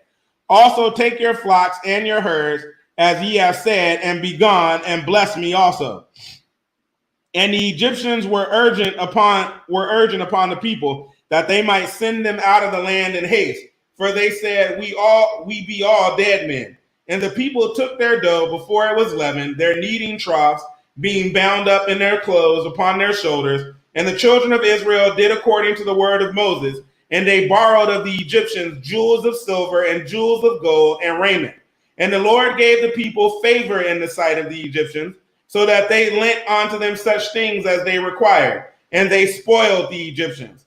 And the children of Israel journeyed from Ramses to Succoth, and all Succoth means is tabernacles. That's where the word for Feast of Tabernacles come from. It means tents. About 600,000 on foot that were men besides children. And a mixed multitude went up also with them, and flocks and herds, even very much cattle. And they baked unleavened cakes of the dough, which they brought forth out of Egypt, for it was not leavened, because they were thrust out of Egypt, and could not tarry, neither had they prepared for themselves any victual. Now the sojourning of the children of Israel who dwelt in Egypt was 430 years. All right, they were not in Egypt as slaves 430 years. Okay, we've covered that in the Bible. We have a lesson dealing with that, right? I think it's the Exodus explained. Okay, 41, but we're not dealing with that here today. And it came to pass at the end of their 430 years, even the self same day, it came to pass. But long story short, this affliction that is talking about after Isaac was weaned, and when Ishmael and Hagar were afflicting Isaac, and that's when this 430 years started. But we have a lesson dealing with that. And remember, when the Israelites first came into Egypt, they weren't slaves. When they first came into Egypt, Joseph was prince. Okay, this is all learning on your way to learning. 42. It is a night to be much observed unto the Lord for bringing them out from the land of Egypt. This is that night of the Lord to be observed of all the children of Israel in their generations. And the Lord said unto Moses and Aaron, This is the ordinance of the Passover. There shall no stranger eat thereof, but every man's servant that is bought for money, when thou hast circumcised him, then shall he eat thereof. A foreigner and a hired servant shall not eat thereof. In one house shall it be eaten. Thou shalt not carry forth aught of the flesh abroad out of the house, neither shall ye break a bone thereof. All the congregation of Israel shall keep it. And when a stranger shall sojourn with thee, and will keep the Passover to the Lord, let all his males be circumcised, and then let him come near and keep it. And he shall be as one that is born in the land. For no uncircumcised person shall eat thereof. 49. So if you're a man and you're not circumcised, you can't take the Passover. And what Passover is what Sunday Christians call communion. And they do it in error. They do it every Sunday, the first Sunday of the month. Bible tells you Passover is once a year on the 14th day of Abib. It's not every month. And if you're a man, you can't take the Passover unless you're circumcised. Bruh. All right. But I thought Jesus did away with all that. Read it to me. When I say read it to me, read it to me in the book. Read it to me where it says, read to me in the New Testament where it says, and now you don't have to be circumcised to keep the Passover. You can't do that. It's not in the Bible. Okay? All right. 49. Like I always say, if you don't like what's in this Bible, choose another religion. It's a free world. 49. One law shall be to him that is homeborn, and unto the stranger that sojourneth among you. So it's one law for the Israelite and one law for and the same law for the other nations. It's not one law for the Jew and another law for the Gentile. It's been like that from the beginning. It's the same law for the Israelites or the so-called Jews and the same law for the Gentiles, okay, and the heathen. We all got to do what's in this book. 50. Thus did the children of Israel as the Lord commanded Moses and Aaron, so did they. And it came to pass the selfsame day that the Lord did bring the children of Israel out of the land of Egypt by their armies. All right, now, I have here in the notes on the slide, they came out a black nation and remained a black nation. So we already showed you that Abraham, Isaac, and Jacob married within their own family, and all of them look like Egyptians, right? Now we're going to show you, and then when they were in Egypt, they married amongst the Egyptians, Canaanites, other Hamitic groups, and they look like Egyptians, even while they were in Egypt. Let's go to Exodus 2, and we're going to pick it up at verse 7. And then we're going to show you in the New Testament that the Apostle Paul looked like an Egyptian. So we're talking about 1,500 years later, and our people still look like Egyptians, okay? And we still look like Egyptians today. If you look at not the Arab Egyptians, like the indigenous Egyptians, like the Nubians and the ones in southern Egypt, you've seen them, right?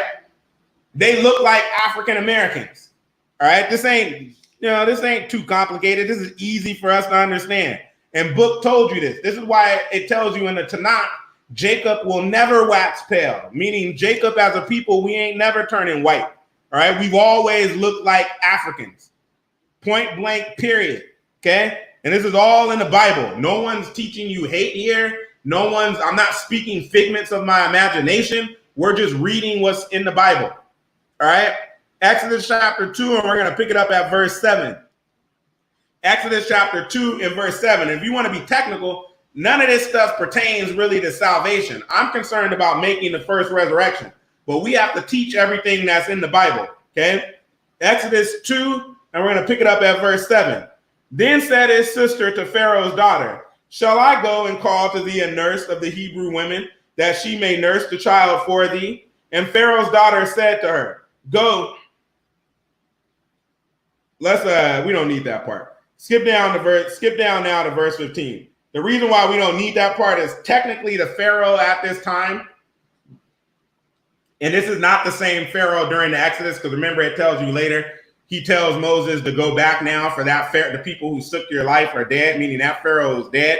There were two different dynasties. And this is during the second intermediate period.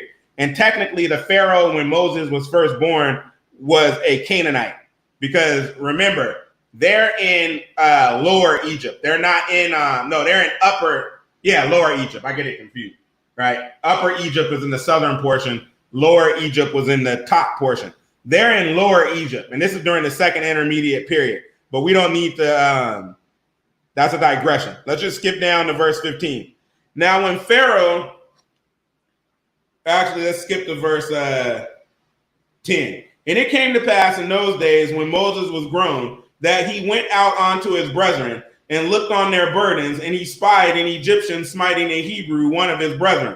All right, so notice here, Moses was about his people. He saw an Egyptian oppressing one of his own. And mind you, Moses is like a prince in Egypt at this time. Verse 11. And it came to pass in those days when Moses was grown, that he went out unto his brethren and looked on their burdens, and he spied an Egyptian smiting a Hebrew, one of his brethren. And he looked this way and that way, and when he saw that there was no man, he slew the Egyptian and had him in this and hid him in the sand. So notice here, Moses wasn't a Sambo. Moses wasn't like, oh, I got a lot of money, I'm prince here in Egypt. Sucks for you, sucks for the rest of y'all who are slaves. No, Moses got in there in the field, right? He wasn't, you know what I'm saying? That's how we need to be. I ain't trying to be no house Negro. I don't want to be no house slave. Forget the house. Burn the house down. Put me out there in the field with the people. Why you think Brother Lanny out here in Memphis with the people? Before we were here, where were we living at? I was in Gardena, next to Inglewood and Hawthorne. When I was in San Diego, I was in Lemon Grove near Southeast San Diego. Wherever Brother Lanny lives, I'm going to look up the census tracts or the places where it got the most of my people, and that's where I'm going to live. I want to be with my own people, right? Just like other people want to be with their own, nothing wrong with us wanting to be with our own. It'll be a lot safer for you too. A lot of our people, this is a side note, but I'm going to preach because our people need to learn. You think that if you go live amongst the Gentiles, oh, it's safer for me. No, it's not. Your kid gets bullied at school. They get called racial things. The police pull you over. Your neighbors don't like you, right? I live around my own people, and y'all be, well, what about the crime? I'm keeping the commandments. Crime don't affect me. I'm not going to the club and trying to hit on Pookie's girl. All right. I'm not out here thugging it. I don't go talking to I'm not out here trying, oh, they throwing a party on the block. Let me go get drunk with the people on the block. It's a group of them. That's a recipe for disaster. I'm not doing that stuff. Quote unquote, black on black crime. Most black on black crime involves people who already know each other. Okay. I feel safer around my own people. It's been that way. Police don't mess with me because I look like everybody else around me. They can't target me. And in a matter of fact, the majority of the Memphis Police Department is black anyway. All right. Just something to think about. All right. Now, and then on another side note, all you're doing when you move your butt out there with the Gentiles, you're helping to perpetuate the destruction of our community because we need more people in our community with knowledge. All right. To help the people in our community instead of always trying to move out and live around white people. All right. Now, verse, where are we at here? Verse, where are we at? Verse 14. And he said, no, verse 13. And when he went out the second day, behold, two men of the Hebrews strove together. And he said to him that did the wrong, wherefore smitest thou thy fellow? So Moses now going amongst his own trying to kick knowledge. But in typical fashion, our people don't want to hear knowledge. 14. And he said, who made thee a prince and a judge over us? Intendest thou to kill me? So they were just here like, who made you, O house? You know what? Over us. And he said, who made thee a prince and a judge over us? Intendest thou to kill me as thou killedest the Egyptian? And Moses feared and said, surely this thing is known, because Moses had murdered somebody. 15. And Moses is the person who wrote the Torah. Moses is making the first resurrection. Moses murdered somebody, which was a sin. Just pointing out to you that all sins can be forgiven by Christ once you come into the truth. He doesn't differentiate between sins, okay? Elohim's not up there looking and like, she's lesbian, you're eating pork bacon, but the lesbian I'm going to throw into the lake of fire. But then this is according to the Bible. But then you're eating pork, and I told you not to do that too, but I'm going to let that slide. It doesn't work that way. He's not a respecter of persons. All sin is equal, okay? There's only one sin that is not equal, and that's called blaspheming the Holy Ghost, okay? All right, now, verse 15. Now, and notice here, the Most High uses imperfect people. He used somebody who committed murder to write the most important books in the Old Testament, the first 5 books, okay? All right, 15. Now, when Pharaoh heard this thing, he sought to slay Moses. But Moses fled from the face of Pharaoh and dwelt in the land of Midian. And he sat down by a well. Verse 16. Now, the priest of Midian had 7 daughters. And they came and drew water and filled the troughs to water their father's flock. And the shepherds came and drove them away. But Moses stood up and helped them and watered their flock. And when they came to Reuel, their father, he said, how is it that ye are come so soon today? And they said, an Egyptian delivered us out of the hand of the shepherds. Notice here, they didn't say a Hebrew. They said an Egyptian. Why? Because Moses looked like an Egyptian. Moses looked like an African. Okay? Verse 20. And he said unto his daughters, where is he? Why do I need 20? No. All right. I'm going to read 19 again. And they said, an Egyptian delivered us out of the hand of the shepherds, and also drew water enough for us and watered the flock. All right, now let's go to Acts chapter 21. So we're going to go 15, we're about 1,600 years later, and let's see if the Israelites still look like Egyptians. Let's see if they still look like Africans in the Bible.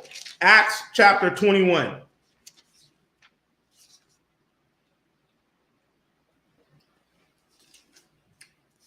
Pick it up at verse 37.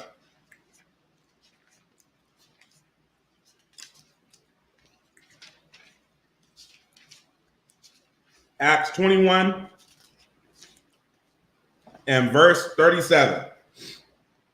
And as Paul was to be led into the castle, he said unto the chief captain, may I speak unto thee? Who said, canst thou speak Greek? So they looking at, and this is how our people get treated anyway. They're looking like, you know Greek? I thought you was just some, you know what I'm about to say. I thought you was just some N-word. You know Greek, you're cultured? Wow, you're so articulate and well-spoken. That's a surprise. 38. Art not thou what that Egyptian, which before these days made us an uproar and led us out into the wilderness 4,000 men that were murderers. So notice here, this is 1,600 years later, and the Apostle Paul, just like Moses, all right, just like Jacob's 12 sons and their families, when Jacob was getting buried in the land of Canaan, they think he's an Egyptian. Why? Because he looks like one. Okay? All right, 39. But Paul said, I am a man which am a Jew of Tarsus, a city in Sicilia, a citizen of no mean city, and I beseech thee, suffer me to speak unto the people. All right, let's move on. Jacob will not wax pale. Okay? Not going to happen.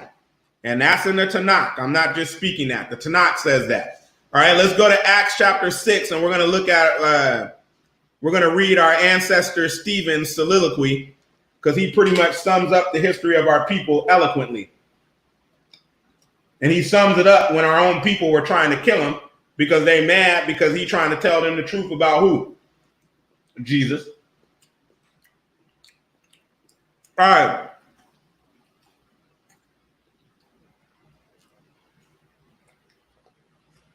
And some people get offended when we do the lessons and I'm eating, which doesn't happen that much. But our longest lesson was over 4 hours. I'm going to have to eat at some point. And I'm a human being. Like, I got to work, I got stuff I got to do throughout the day, and I still got to bring these lessons.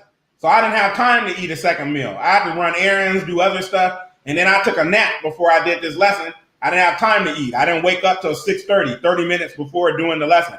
That's why you see me on a rare occasions eating, because I need substance sometimes. I don't always feel like fasting during the lesson. All right, Genesis chapter 6, and we're going to pick it up at verse 9. Okay, Genesis chapter 6 and verse 9. So first we're going to see the cause for Stephen's soliloquy here. There is a lad here which hath 5 barley loaves. Oh, I'm in John. Went too far. My bad. Acts chapter 6 and 9, and picking up at verse 9. Then there arose certain of the synagogue, which is called the synagogue of the Libertines.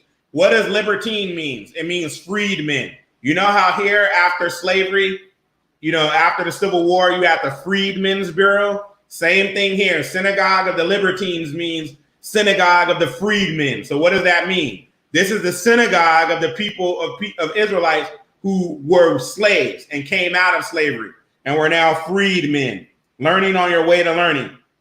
And the Cyrenians, that's Northwest Africa.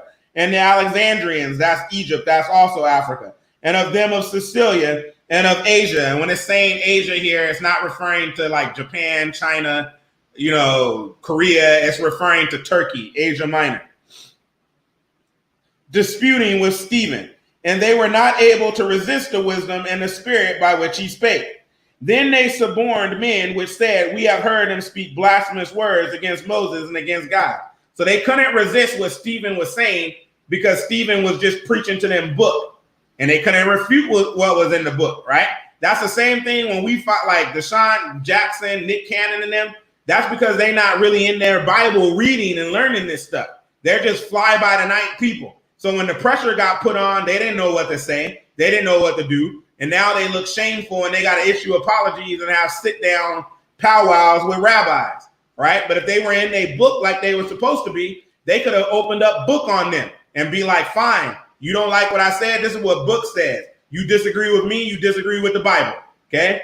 Just like Jay Electronica, when they tried to come at him for saying, using lines in his last album, talking about the synagogue of Satan, and Jay Electronica was like, if you don't like what I said, you could take that up with the Apostle John and the writers of the New Testament, chief. All right, it's literally that simple. All right, where we at? Verse 10, I want to read that one again. And they were not able to resist the wisdom and the spirit by which he spake. Then they suborned men which said, we have heard him speak blasphemous words against Moses and against God. So they paid some people to lie on him. All right, verse 12. And they stirred up the people and the elders and the scribes and came upon him and caught him and brought him to the council. And I'm warning y'all now, they already they're going to be coming for us soon. All right. And I'm talking like that's even us over here that aren't labeled extremists, because we're not extreme over here. We just teach book and everybody can make the kingdom, and we're about helping people make the first resurrection. But people don't want to deal with this truth. The oppression is coming, and it's not just for us. Like the oppression is going to come on us, and it's going to be double for us because we the physical Israelites. But there's also going to be oppression for people who are in these Hebrew roots movements and other stuff. Other groups where you got Gentiles that are teaching people the truth as well, too. They coming for all of us. All right, I warned you in advance. 13. And set up false witnesses, which said, this man ceaseth not to speak blasphemous words against this holy place and the law. For we have heard him say that this Jesus of Nazareth shall destroy this place and shall change the customs which Moses delivered us. He never said that. He said, yes, Jesus was going to destroy that. Jesus said the temple was going to be destroyed, and that happened in 70 AD. But he never said anything about changing what Moses delivered. All right, 15. And all that sat in the council, looking steadfastly on him, saw his face as it has been the face of an angel. All right, let's go now into chapter 7. All right, and we're going to pick it up at verse 1. And a lot of this is review, because now Stephen's going to give the whole history of the Israelites in one chapter. Sum it up.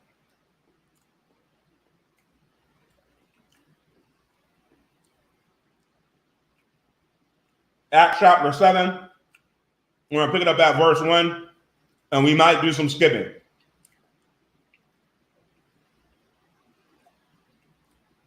Then said the high priest, are these things so? And he said, men, brethren, and fathers, hearken. The God of glory appeared unto our father Abraham when he was in Mesopotamia, before he dwelt in Haran, and said unto him, get thee out of thy country and from thy kindred, and come into the land which I shall show thee. Then came he out of the land of the Chaldeans and dwelt in Haran, and from thence, when his father was dead, he removed him into this land wherein ye now dwell, referring to the land of Israel. And he gave him none inheritance in it, no, not so much as to set his foot on, yet he promised that he would give it to him for a possession, and to his seed after him, when as yet he had no child. And God spake on this wise, that his seed should sojourn in a strange land, and that they should bring them into bondage and entreat them evil 400 years. And the nation to whom they shall be in bondage will I judge, said God. And after that they shall come forth and serve me in this place. And he gave him the covenant of circumcision. And so Abraham begat Isaac and circumcised him the 8th day. And Isaac begat Jacob, and Jacob begat the 12 patriarchs. 9. And the patriarchs, moved with envy, sold Joseph into Egypt, but God was with him. And we discussed on, was it Q&A or New Moon? No, it was New Moon, the last New Moon lesson. We discussed why there was a reason why they were envious of their brother. Jacob caused that. Jacob was kind of foul. Like he showed favoritism like real bad. All right, even to the point where he was willing to allow the other sons other than Joseph to be murdered and their wives, and their moms, as long as he kept Joseph and Rachel. But we're not dealing with that. Verse 10. And delivered out of all his afflictions, and gave him favor and wisdom in the sight of Pharaoh, king of Egypt, and he made him governor over Egypt and all his house. So Joseph the Hebrew became prince of Egypt in Africa. Now there came a dearth over all the land of Egypt and Canaan, and great affliction, and our fathers found no sustenance. But when Jacob heard that there was corn in Egypt, he went out, our fathers first. And at the second time, Joseph was made known to his brethren, and Joseph's kindred was made known unto Pharaoh. Then sent Joseph and called his father Jacob to him, and all his kindred, 75 souls. So Jacob went down into Egypt and died, he and our fathers, and were carried over into Shechem, and laid in a sepulchre that Abraham bought for a sum of money of the sons of Emar, the father of Shechem. But when the time of the promise drew nigh, which God had sworn to Abraham, the people grew and multiplied in Egypt, till another king arose, which knew not Joseph. The same dealt subtly with our kindred, and evil entreated our fathers, so that they cast out their young children, to the end that they might not live. In which time Moses was born, and was exceeding fair, and nourished up in his father's house 3 months. And when he was cast out, Pharaoh's daughter took him up and nourished him for her own son. And Moses was learned in all the wisdom of the Egyptians, and was mighty in words and deeds. And when it says here he was mighty in words and deeds, just like we read earlier where Josephus quoted the Greek historian Alexander of Polyhistor talking about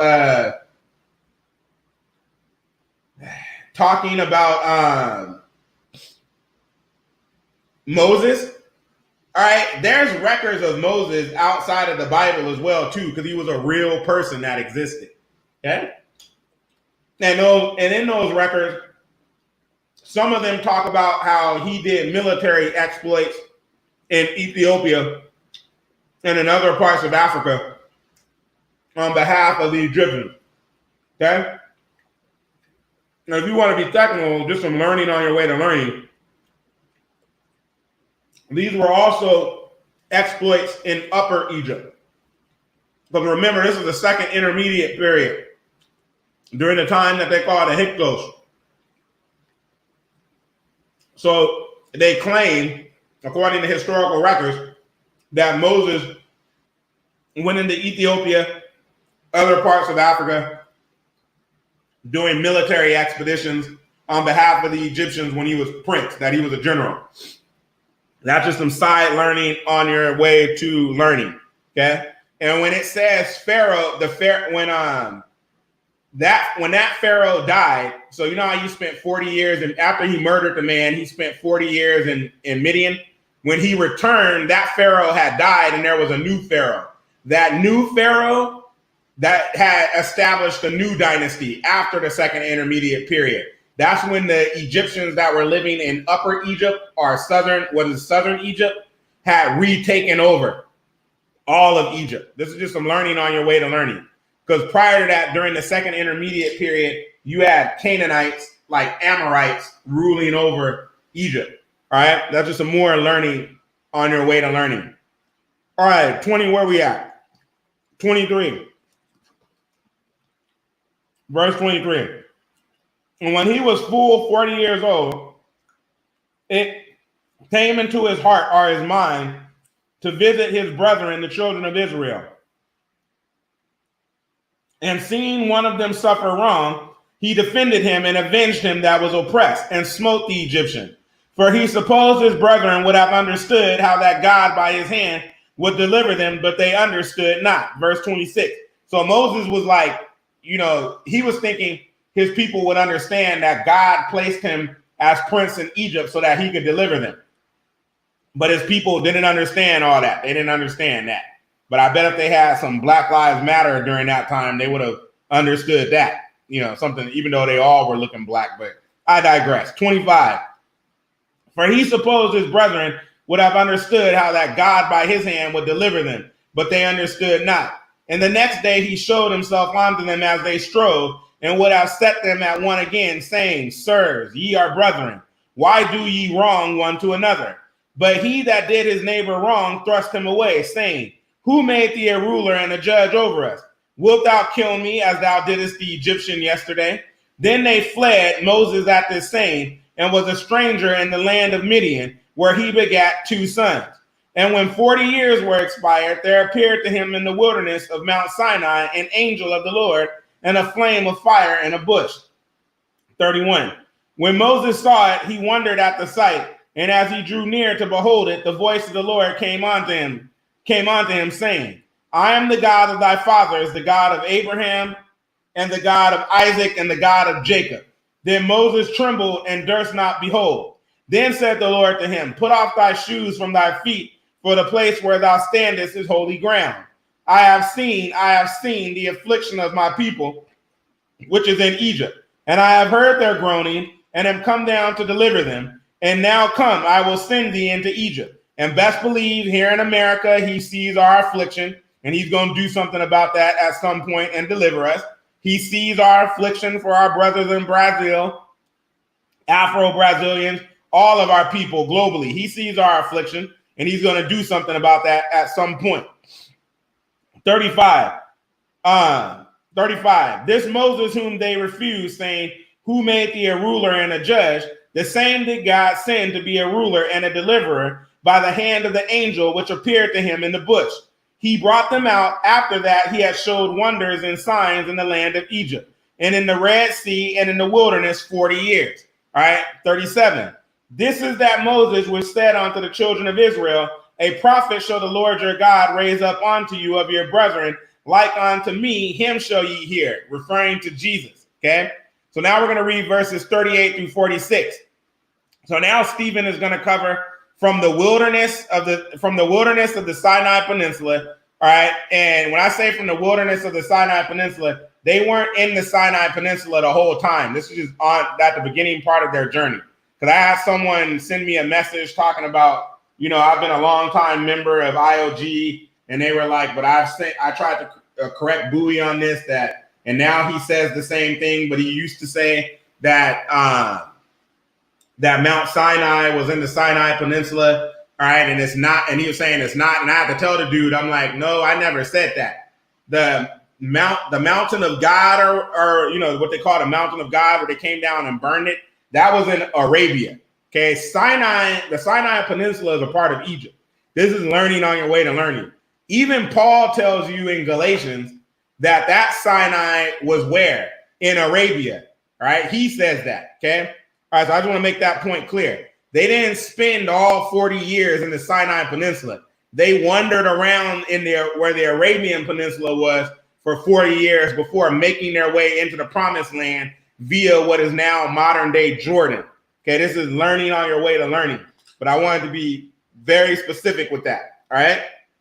Now, to military conquests in Palestine, which were the Philistines, and the Phoenicians, Canaanites, all right, to the chieftain period, which is the book of Judges, and ending at the United Monarchy period. And the United Monarchy period is basically King Saul, King David, and King Solomon. So from circa 1500 BC to circa, I have 1000 BC here in these notes, but it's really like circa 900 BC, okay? Around there, between 900 and 1000 BC. That's what Stephen is about to cover here in verses 38 through 46. This is he that was in the church in the wilderness with the angel which spake to him in the Mount Sinai, and with our fathers who received the lively oracles to give unto us, to whom our fathers would not obey, but thrust him from them, and in their hearts turned back again into Egypt, saying unto Aaron, Make us gods to go before us. For as for this Moses, which brought us out of the land of Egypt, we wot not what has become of him. And they made a calf in those days and offered sacrifice unto the idol and rejoiced in the works of their own hands. Then God turned and gave them up to worship the host of heaven, as it is written in the book of the prophets. And we're still worshiping the host of heaven today. You go to church on Sunday. Why? Because you worshiping the sun god, right? You got a question? What? You worshiping the sun god. Are you still talking about, I should get with him, this relationship might work, we got the same sign, or that's a good sign, he's a Leo, or he's this. This is all worshiping the host of heaven, okay? And the gods, because a lot of those pagan idolatrous gods were based off of stars and planets. On Christmas, you're honoring the sun and the planet Saturn, because Christmas originated out of what? Saturnalia, which was dedicated to the god Saturn, and Sol Invictus, which was dedicated to the sun god. All right, this is all learning on your way to learning. So we still worshiping the host of heaven today in error. All right, where are we at? Verse, where are we at? Getting too enthralled in my own lesson. 42. Then God turned and gave them up to worship the host of heaven, as it is written in the book of the prophets. O ye house of Israel, have ye offered to me slain beasts and sacrifices by the space of 40 years in the wilderness? Yea, he took up the tabernacle of Moloch and the star of your god Remphan, figures which ye made to worship them, and I will carry you away beyond Babylon. Our fathers had the tabernacle of witness in the wilderness, as he had appointed, speaking unto Moses, that he should make it according to the fashion that he had seen, which also our fathers that came after brought in with Jesus into the possession of the Gentiles, whom God, and when it says here brought in with Jesus, it's referring to Joshua. All right. Jesus is just the Greek version of the word Joshua, which is Yeshua, or some people say Yahweh Shai, but that's where this is coming from. It's not referring to Jesus Christ, it's referring to Joshua. After learning on your way to learning.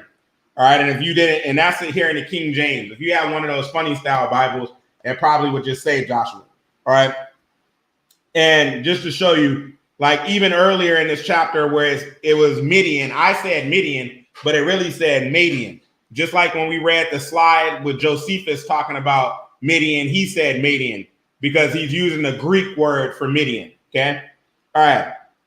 Verse, where are we at here? Verse 45. Which also our fathers that came after brought in with Joshua into the possession of the Gentiles, whom God drove out before the face of our fathers unto the days of David. This is talking about the tabernacle of the congregation before they built the temple. So before they built the temple, the tabernacle of God traveled with them, okay, until the time of David. 46. Who found favor before God and desired to find a tabernacle for the God of Jacob. So reviewing here, the time that Stephen is just talking about was from the wilderness to the military conquest of Palestine and Phoenicia to the chieftain period, which is the period of the book of Judges, and ending at the United Monarchy period, which started with King David. And King Saul. The United Monarchy period was King Saul, King David, and then Solomon. After King Solomon, the kingdom split into two, where you have the northern kingdom and the southern kingdom, okay? For homework on your own, you can read the books of Exodus, Leviticus, Numbers, and Deuteronomy for details on the wilderness period. Read Joshua for the military conquest period. Read Judges for the chieftain period. And read the books of Samuel for the early monarchy period. All right, now, going into verse 47, okay? And we're going to see here, now he's going to deal with from the divided monarchy period to our global captivity. So from the time of the divided monarchy to where we are today, okay? All right. I can't see that last point. All right, 47. But Solomon built him an house, and howbeit the Most High dwelleth not in temples made with hands, as saith the prophet. Heaven is my throne, and earth is my footstool. What house will ye build me, saith the Lord, or what is the place of my rest? Have not my hand made all these things? 51. Ye stiff-necked and uncircumcised in heart and ears. Ye do always resist the Holy Ghost. As your fathers did, so do ye. All right, so did the Holy Ghost just show up all of a sudden on the scene in the New Testament? Or was the Holy Ghost in the Old Testament too? He was in the Old Testament too, because Stephen just said that when they were in the wilderness, they resisted the Holy Ghost. And if you remember, there were only two entities with the Israelites in the wilderness. You had Yah, right? And you had that angel that was sent amongst them, the angel of his presence. But I digress. Verse 52. Which of the prophets have not your fathers persecuted? And they have slain them which showed before of the coming of the just one, of whom have been now the betrayers and murderers, who have received the law by the dispensation of angels and have not kept it. When he says here, receive the law by the dispensation of angels, that's because the protocol is the Father gives it to the Son, or Jesus. Jesus gives it to the angel, and then the angel comes and gives it to man. That's how it works. Okay? And what I'm talking about is his word. That's how the protocol works. Okay? Verse 54. When they heard these things, they were cut to the heart, and they gnashed on him with their teeth. Next slide. All right, so I have here in this slide a chart. I'm going to leave it up for y'all to look at for a second. All of these times, like the time periods that they ruled, they may not be a 100% exact. These are people, this is sometimes like their best guess, okay? But these are all the kings. So you have the United Monarchy period where you have Saul, David, and Solomon. Then after that, you have the kingdom of Judah, and you have the kingdom of Israel, which is the northern kingdom or Samaria. And then they list all the names of the kings and roughly around the times that they ruled, okay? So I'm going to leave this up for a second while I finish this last piece of meat and cheese. You can take this plate. It is done.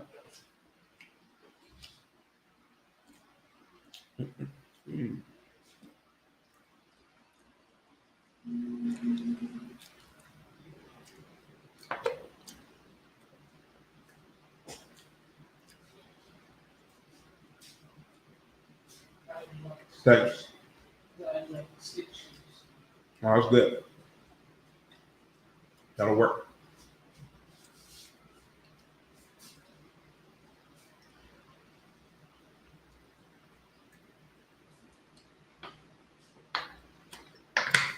All right. Next slide. Now we're going to deal with from nationhood to captivity, or from 722 BC to 70 AD. Okay. The Israelites did not keep the covenant they made with Christ in the wilderness by not keeping his commandments. The punishment agreed upon by both parties of the covenant, Israelites and Yah, was the curses of Deuteronomy 28. This included slavery, poverty, sickness, loss of heritage, etc. All right, so let's go to Deuteronomy 28. So because the Israelites refused to keep the Most High's commandments, they got this put on them. Deuteronomy 28. Deuteronomy 28.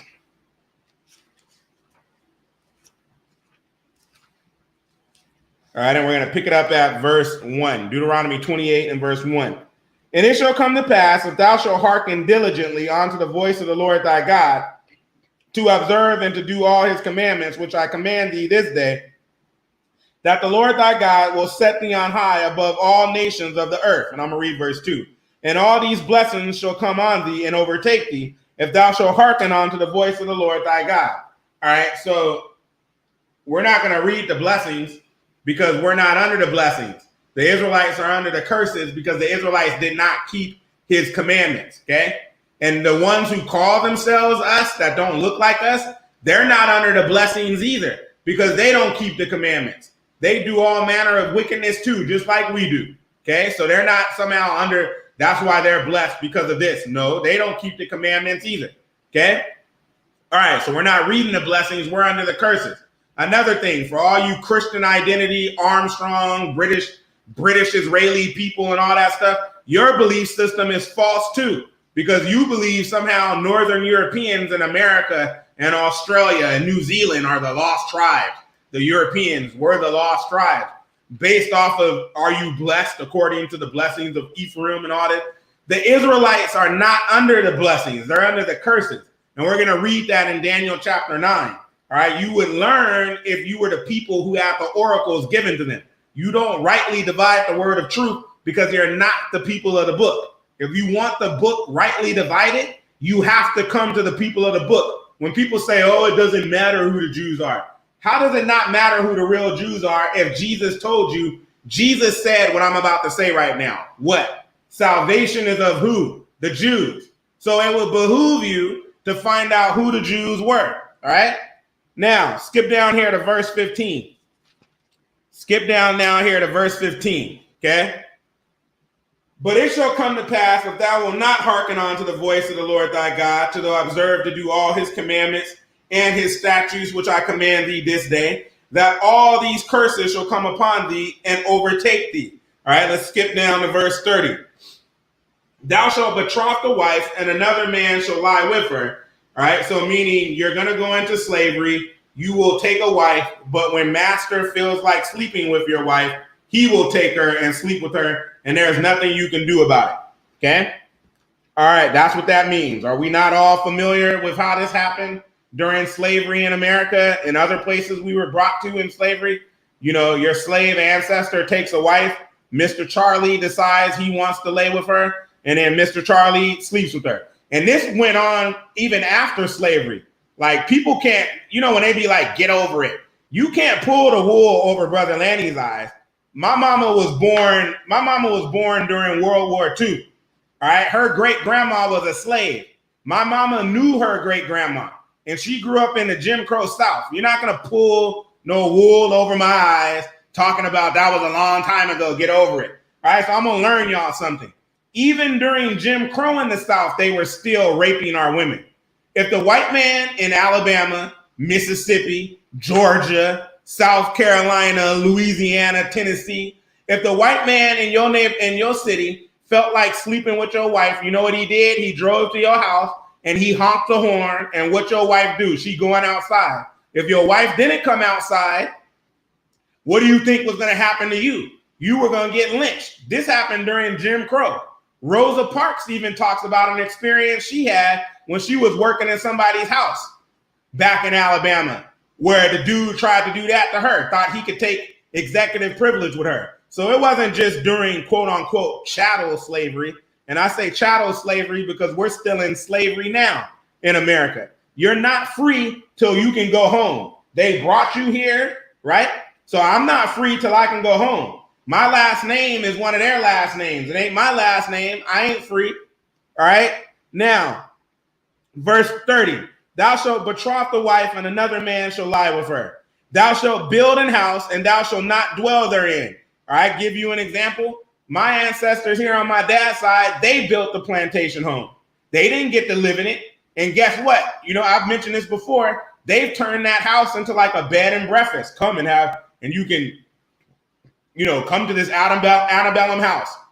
And it's not the actual house my ancestors built, because my ancestors burnt that junk down because they were promised their freedom. But that's a story for another day. It was the neighboring plantation where the master of my ancestors' son-in-law lived.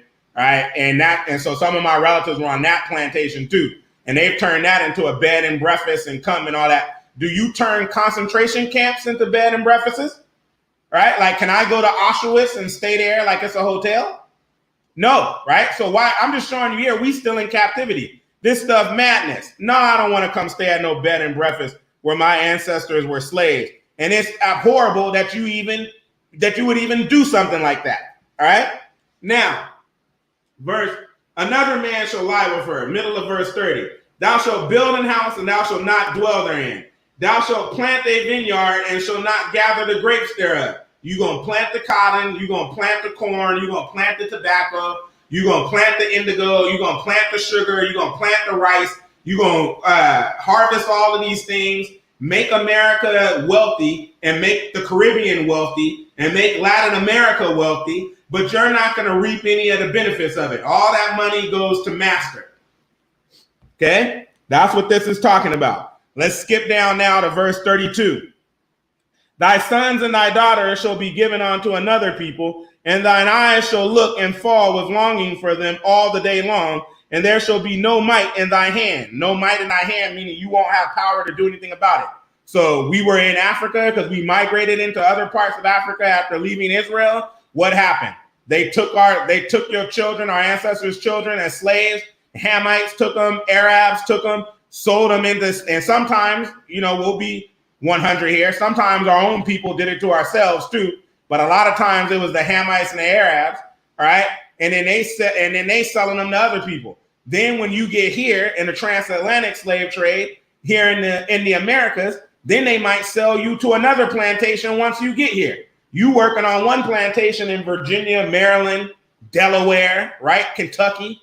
Massa decides, I don't need this many slaves now. I don't work the land too much. Instead of doing the biblical principle of giving the land a rest after 7 years, I'm a Gentile. And since I'm a Gentile, all I care about is money, right? And how I can exploit things. So I done destroyed the land now, right? I don't need all these slaves. I'm going to sell some of my slaves to Mississippi, Louisiana, Alabama, right? Now you just lost your children.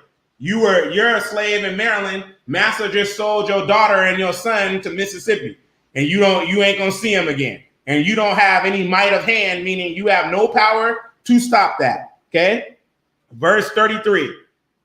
The fruit of thy land and all thy labors shall a nation which thou knowest not eat up, and thou shalt be only oppressed and crushed always. When it says here, the fruit of thy land, is for our African brothers, the Israelites that are over there, that are still in Africa, which a lot of us are still over there in Africa, right? This is called colonization. You don't have control over your own resources. All right, skip down to verse 36. The Lord shall bring thee and thy king, which thou set over thee, unto a nation which neither thou nor thy fathers have known, and there shalt thou serve other gods, wood and stone. This means your ancestors were chilling in Africa, and then they brought you over here to Mississippi. And you didn't know, when you were chilling over there in Africa, you didn't know nothing about no Mississippi, no Tennessee, no Louisiana. All right. Now, what other verse we need? 37. And thou shalt become an astonishment, a proverb, and a byword among all nations, whither the Lord shall lead thee. That's all them pet names they have for us. N-word, monkey, coon, Kaffir, Abid. I'm using some of the names they have for us in other places. What did that dude, Don Imus, say like 10 years ago or 15 years ago? He called that women's basketball team nappy-headed hoes. Then he got fired. But guess what? He's a Gentile. So guess what happened to him? He got a job back. Fox News. All right, let's skip down and now to verse 41. Thou shalt beget sons and daughters, but thou shalt not enjoy them, for they shall go into captivity, slavery. Skip down to verse 43. The stranger that is within thee shall get up above thee very high, and thou shalt come down very low. What does that mean? You used to control the lawn mowing business, but now Mexicans have moved in, they control the lawn mowing business. You go to the gas station, and there's nothing, I'm not knocking that. More power to them. I grew up in the LA area, got nothing but love for the Mexicans. Do what you do. I respect other people who do for their own people. I never come against that. Do for your own. That's called common sense. We as a people lack common sense, all right? You go to the gas station, who running the gas station in your neighborhood? It's the Arab, right?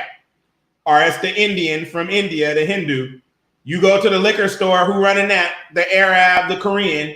You go to the hair store, who running that? The Korean, right? You in our neighborhoods, where you go, do we own the businesses in our community? No.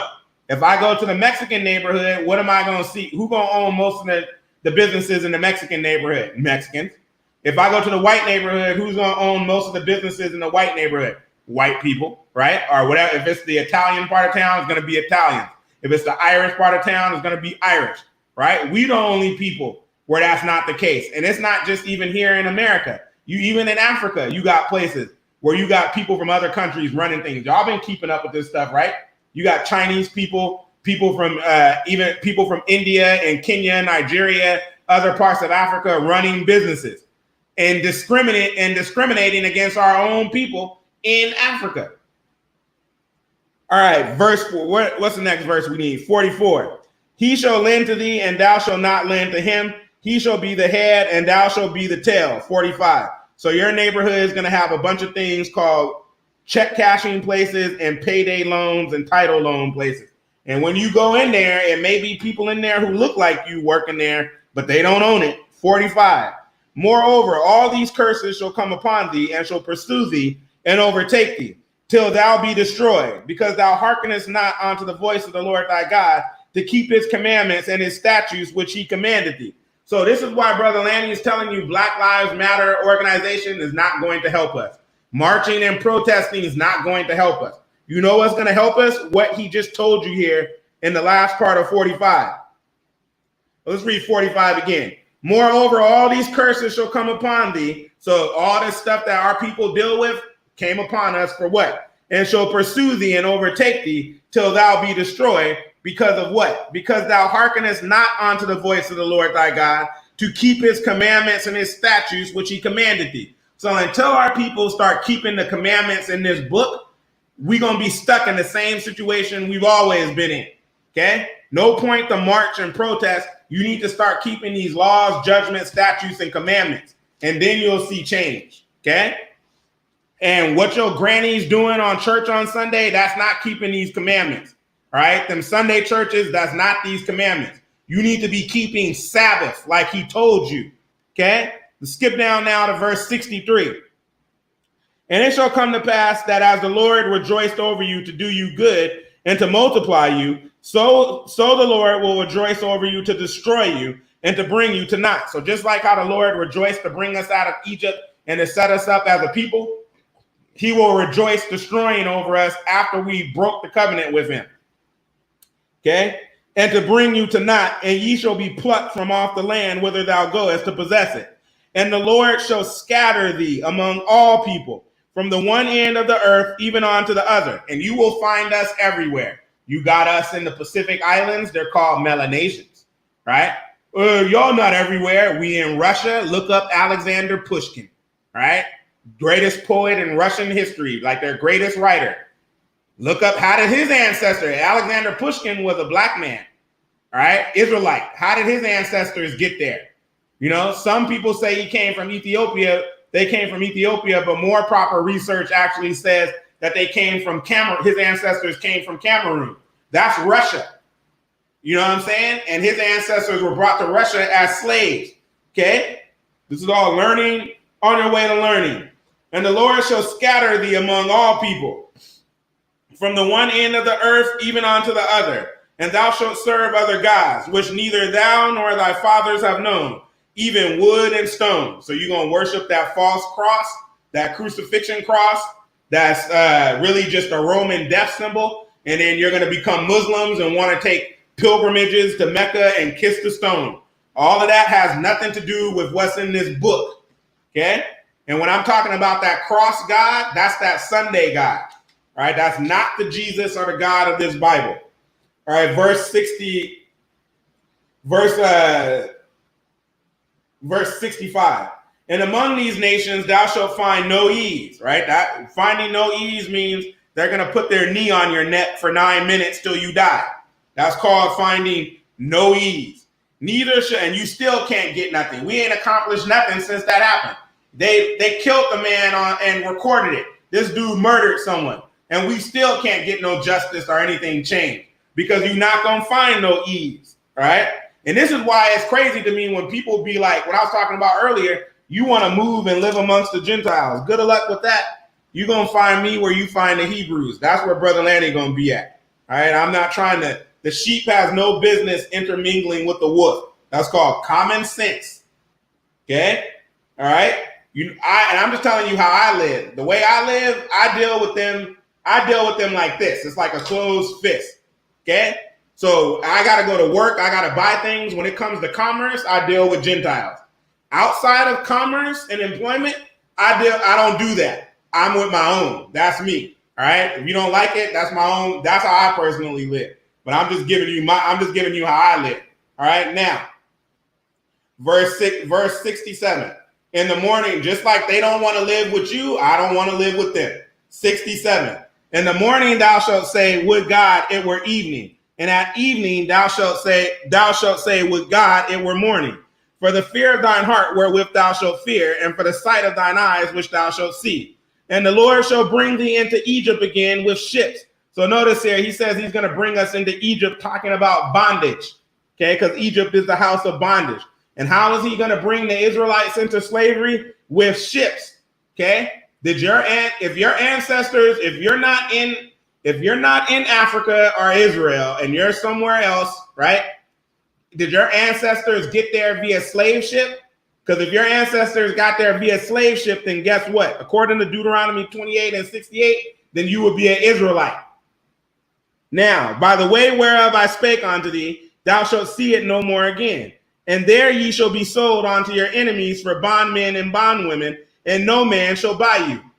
And when it says here, and no man shall buy you, meaning no one's going to redeem you. It already said here you would be sold to your enemy. So you were already purchased as a slave. It just means nobody is going to come and try to get you. All right, now let's go to Isaiah chapter 42. All right, and I'm just opening up about how I personally am. There's nothing wrong with if you want to live amongst Gentiles, you want to intermingle and all that stuff, you do you. I'm not telling you something that's scriptural. I'm just opening up to you, telling you about how I live. I feel more comfortable around my own. That's just how I am. That's called being normal to me. Everybody else does that, right? They want to be around their own. So what's wrong with me wanting to be around my own? And our people would be better off if there was more people like me so we can help ourselves. We always want to get an education, get a little money, and then flee. Let's go to Isaiah chapter 42. What the chat looking like? Do I need to go in there? All right, Isaiah 42. Isaiah 42. Even with the marrying thing, they was like, I don't want my daughter marrying one of them. I don't want my daughter marrying one of y'all either. Right? Like, so that's my personal opinion. Everybody can do what they want to do. I'm just telling you my personal opinion. All right, Isaiah chapter 42, and we're going to pick it up at verse 22. But this is a people robbed and spoiled. They are all of them snared in holes, and they are hid in prison houses. They are for a prey, and none delivereth, for a spoil, and none saith restore. So it's like, what is he saying here? The Israelites are going to be put in prisons. Wherever you go in the world, you're going to find that we are disproportionately in prison. We are either going to be the majority of people in prison, even though we're a minority in that country, or else we're going to be overrepresented in prison compared to the other people. It's not just here in America. If you go to Brazil, most of the people in prison are black and brown, right? They're Afro-Brazilians and Pardos, which is just a polite term for a mulatto, all right? And it's not just here, it's globally. You go to Canada, we're going to be overrepresented. In Canada, the Jamaicans and the Africans there are going to be overrepresented in prison. You go to England, the West Indians and the Africans are going to be overrepresented in prison, okay? And nobody's going to say, let's restore them back to the way they are. Let's try to help these people. Nah, God forbid that. That's what they say. You know, they never trying to do anything to help us, okay? And which is idiotic because you're only as good as your weakest link. So if we're your weakest link, it would behoove you to help us. But nah, you're not going to do that. Verse 23, who among you will give ear to this? Who will hearken and hear for the time to come? Who gave Jacob for a spoil and Israel to the robbers? Did not the Lord, he against whom we have sinned? For they would not walk in his ways, neither were they obedient unto his law. So who did this to our people? Did the white man do this to our people? No. God did this to the Israelites because we didn't keep his laws, judgments, statutes, and commandments. All right, let's go to Jeremiah chapter 9. Jeremiah chapter 9. Jeremiah chapter 9, and we're going to pick it up at verse 13. And when I'm talking about what I do, me and Sister Amber, we do stuff with our people, even to our own detriment sometimes. our stuff is not like a lot of our businesses are not the best businesses.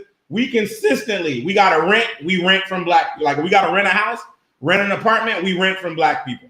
We go when we used to, I think with the hair place now, I just said, forget it. But because I'm just going, because we out kind of in the country. So I'm just like, when we got to go do something, I want to just go to the closest place. But before that, like when she has to go buy hair stuff, we make sure we found black owned hair place. As much as we can support our own, that's what we try. That's what we try to do. I've been doing that. All right. That way before Black Lives Matter. I've been doing that since high school. All right. Now, where are we at? Jeremiah chapter 9, and we're going to pick it up at verse 13. And the Lord saith, because they have forsaken my law, which I set before them, and have not obeyed my voice, neither walked therein, but have walked after the imagination of their own heart, and after Balaam, which their fathers taught them. All right, skip down to verse 16. I will scatter them also among the heathen, whom neither they nor their fathers have known, and I will send a sword after them till I have consumed them. All right, now let's go to Ezekiel chapter 12. Ezekiel chapter 12.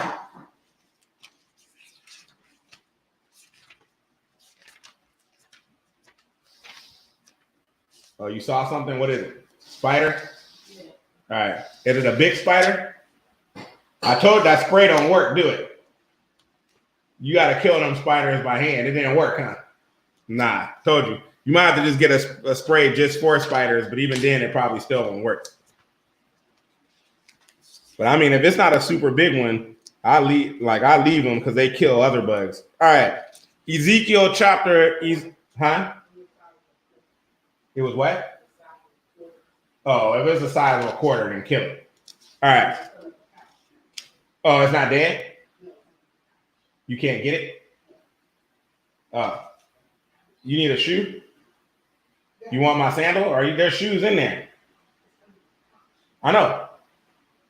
I'm just telling you, if it comes back out, make sure you have a shoe. The spiders, you can't spray those. You got to kill that with a shoe. All right. Ezekiel chapter 12. Was it brown? All right. Because them brown recluse spiders, they poisonous. All right. Ezekiel chapter 12. Ezekiel chapter 12.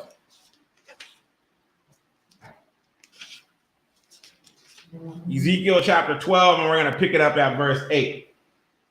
Ezekiel chapter 12 and verse 8. And in the morning came the word of the Lord unto me, saying, Son of man, have not the house of Israel, the rebellious house, said unto thee, what doest thou? All right. Verse 10. I have to look up to see what I'm reading. Say thou unto them, thus saith the Lord God, this burden concerneth the prince in Jerusalem, and all the house of Israel that are among them. Say, I am your sign. Like as I have done, so shall it be done unto them. They shall remove and go into captivity. So what's going to happen to the Israelites? They're going to be kicked out of their land, and they're going to go into slavery. Skip down now to verse 15. And they shall know that I am the Lord, when I shall scatter them among the nations and disperse them in the countries. So then our people will start to wake up. Every time we go into slavery, after a while, we start to wake up and come back into the truth. And that's what you're seeing happening now here in America. A lot of us are starting to wake up and come back into the truth. Verse 16.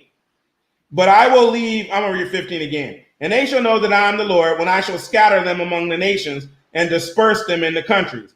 But I will leave a few men of them from the sword, from the famine, and from the pestilence, that they may declare all their abominations among the heathen, whether they come, and they shall know that I am the Lord. All right, now let's go to Zechariah chapter 7. Zechariah chapter 7. All right, I was about to say, you want me to pray for you to get it? All right. Yeah, but we got to, maybe we got to get a spray that's just specifically for spiders. But them sprays don't really, them sprays don't. All right, Zechariah chapter 7, and I'm going to pick it up at verse 11. Zechariah 7 and verse 11. But they refused to hearken and pulled away the shoulder and stopped their ears that they should not hear. Okay, referring to the Israelites. Yea, they made their hearts as an adamant stone, lest they should hear the law and the words which the Lord of hosts hath sent in his spirit by the former prophets. Therefore came great wrath from the Lord of hosts. So because the Israelites refused to listen, this is why the judgment came upon them. And you still find that amongst us today, right? I had to, even with my dad, like I had to go back and forth with him for a while before he just conceded, okay, yeah, we're Israelites. He don't want to keep the commandments, but he at least hit it like, oh, we're Israelites. Before that, he trying to tell me I'm a Gentile. I ain't no Israelite. I'm a Gentile. And you try to come to our people with this truth, they don't want to hear it. They don't want to hear this, right? They want to stay in the same condition that they're in. Where are we at? Verse 13. Therefore it came to pass that as he cried and they would not hear, so they cried and I would not hear, saith the Lord of hosts. So because we didn't listen to him, when we get put in these situations that we're in now where we're being oppressed and we cry on to him, he don't hear us. That's why I said all this stuff, like people thinking like, oh, we've accomplished something. We've tore down some Confederate statues and we got streets named Black Lives Matter. And we've got white people to say the words Black Lives Matter, and they're kneeling for a national anthem. Next election cycle, 4 years from now, there will be another George Floyd. It's never going to stop. All right. It's not going to stop till we start keeping the commandments. And he's not hearing our prayers because we don't keep the commandments. We the most religious people in this country. How come God is not helping us? Because we're not serving him right. We have more churches than any other ethnic group in this country. And we're the worst off of any ethnic group in this country. That makes no sense. Something is not right. Either your God does not exist or you're not serving him right. Okay? Think about it. Verse 14. But I scattered them with a whirlwind among all the nations whom they knew not. Thus the land was desolate after them, that no man passed through nor returned, for they laid the pleasant land desolate. All right, now let's go to Daniel 9, just to show you that we're under the curses. And we're going to be under the curses till Christ returns. Okay? This is all in the book, Daniel chapter 9. And we're going to pick it up at verse 11. But actually, because I'm Brother Lanny, we're going to go up a little bit further. We're going to pick it up at verse 1 and do some skipping down to 11.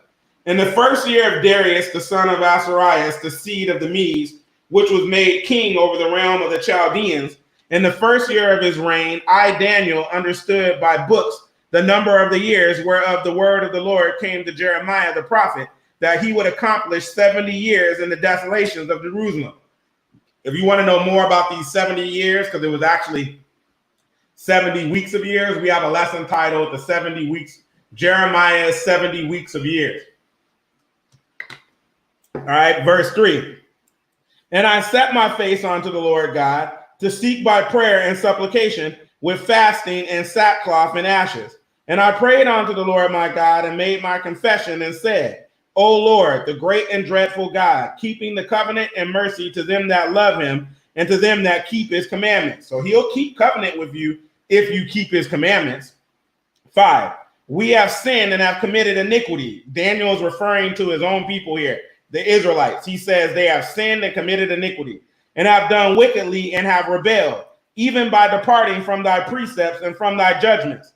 Neither have we hearkened unto thy servants, the prophets, which spake in thy name to our kings, our princes, and our fathers, and to all the people of the land. So he's saying here, our people didn't listen to the prophets, right? The kings didn't, nor did the regular people. And you still see that today. No, most of the people in my family ain't trying to hear this.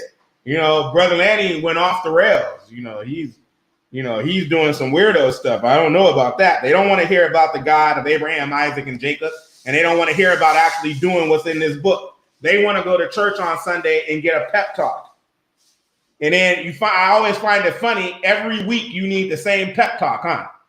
Right? It's not working for you if every week you need the same pep talk. You need to come over here and start getting taught this book and study the book for yourself. That's what we do. I don't need the same pep talk every week. I used to deal with stuff, what people would call mental health issues.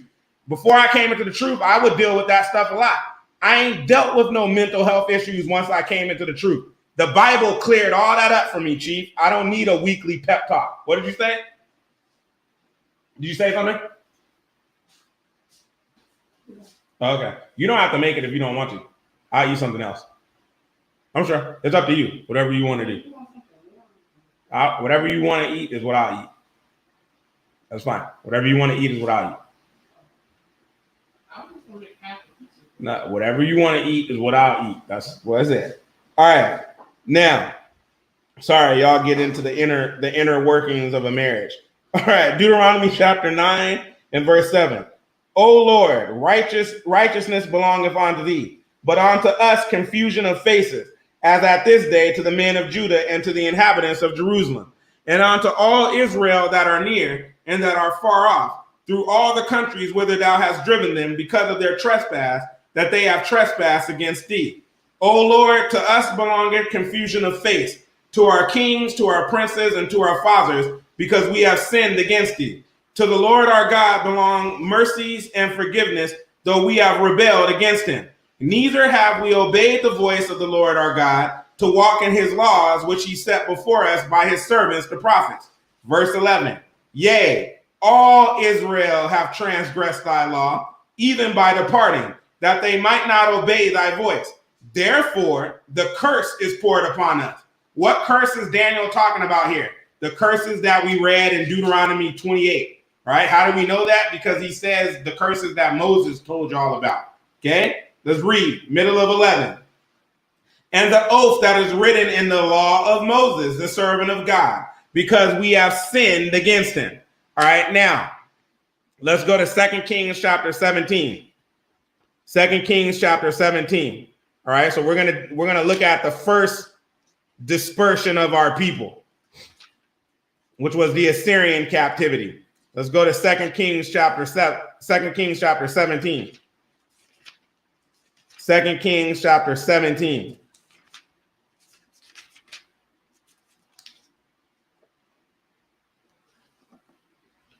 And it's funny, this is a random story. I remember growing up, Kenneth Hagin, this seed faith teacher from Oklahoma, he said he didn't want his daughter marrying a black man.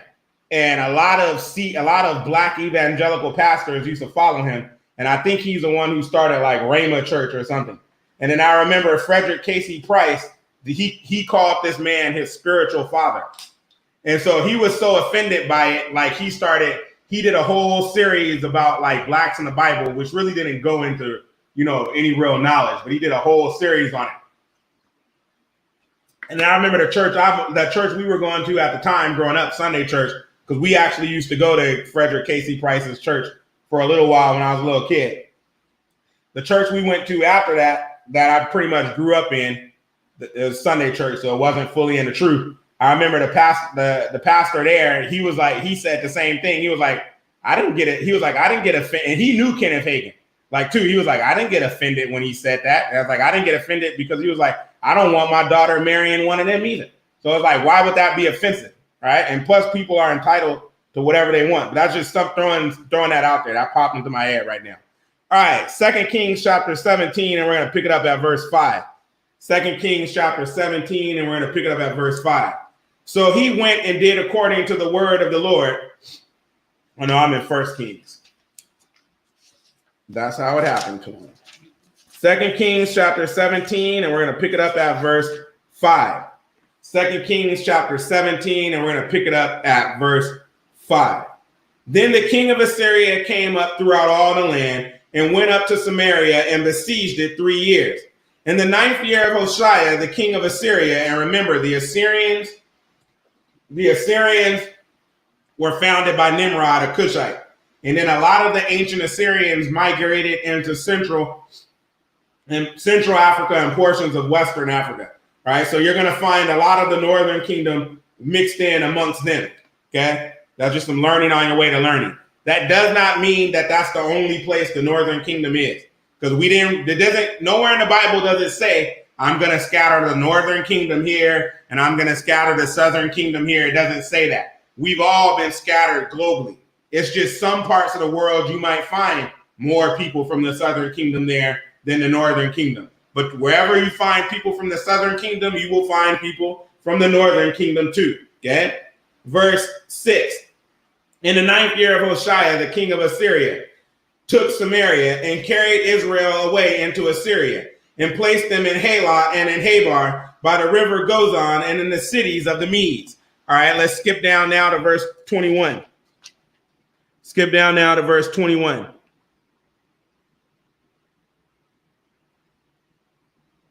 For he rent Israel from the house of David, and they made Jeroboam the son of Nebat king, and Jeroboam drave Israel from following the Lord and made them sin a great sin. For the children of Israel walked in all the sins of Jeroboam, which he did. They departed not from them, until the Lord removed Israel out of his sight, as he had said by all his servants the prophets. So was Israel carried out of their own land to Assyria unto this day. All right, now let's go into the next slide. We don't need to read 21 through 33 because we're not concerned with the Samaritans. All right, now dealing with the time of the Gentiles. Okay. And I have here Nebuchadnezzar's statue dream, and the vision of the four beasts represents the last four Gentile world empires before Christ's second coming. All right. The Israelites were taken into captivity by all of them. Let's go to Jeremiah chapter 29. Jeremiah chapter 29, and we're going to pick it up at verse 1. And those four Gentile dynasties are the Chaldeans, the Medo-Persians, the Greeks, and the Romans. Okay? Go to Jeremiah 29 and verse 1. Jeremiah 29 and verse 1. Now these are the words of the letter that Jeremiah the prophet sent from Jerusalem unto the residue of the elders, which were carried away captives, and to the priests, and to the prophets, and to all the people whom Nebuchadnezzar had carried away captive from Jerusalem to Babylon. All right, let's go to Esther 1. Esther 1. Now we're going to show that as it transitioned from the Chaldeans to the Medo-Persians, the Israelites were then under captivity under the Medo-Persians. Go to Esther 1 and 1. Now it came to pass in the days of Ahasuerus. This is Ahasuerus, which reigned from India even unto Ethiopia, over 107 and 20 provinces, so 127 provinces. And his kingdom stretched from where? It stretched from Africa all the way to Southeast Asia. And guess what? Even at that time, you had Israelites scattered throughout that whole region. Let's go to Esther chapter 3 and pick it up at verse 6. Esther 3 and verse 6.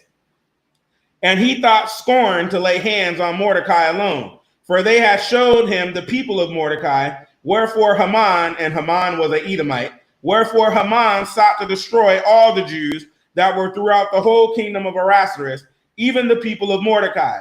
In the first month, that is the month Nisan, in the 12th year, referring to Abib, in the 12th year of King Ahasuerus, they cast pur, that is the lot, before Haman from day to day, and from month to month, to the 12th month, that is the month Adar.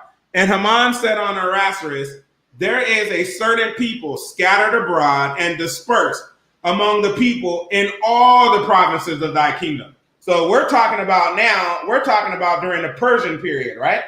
And you got these, and he just told you that the Israelites are scattered amongst all the provinces.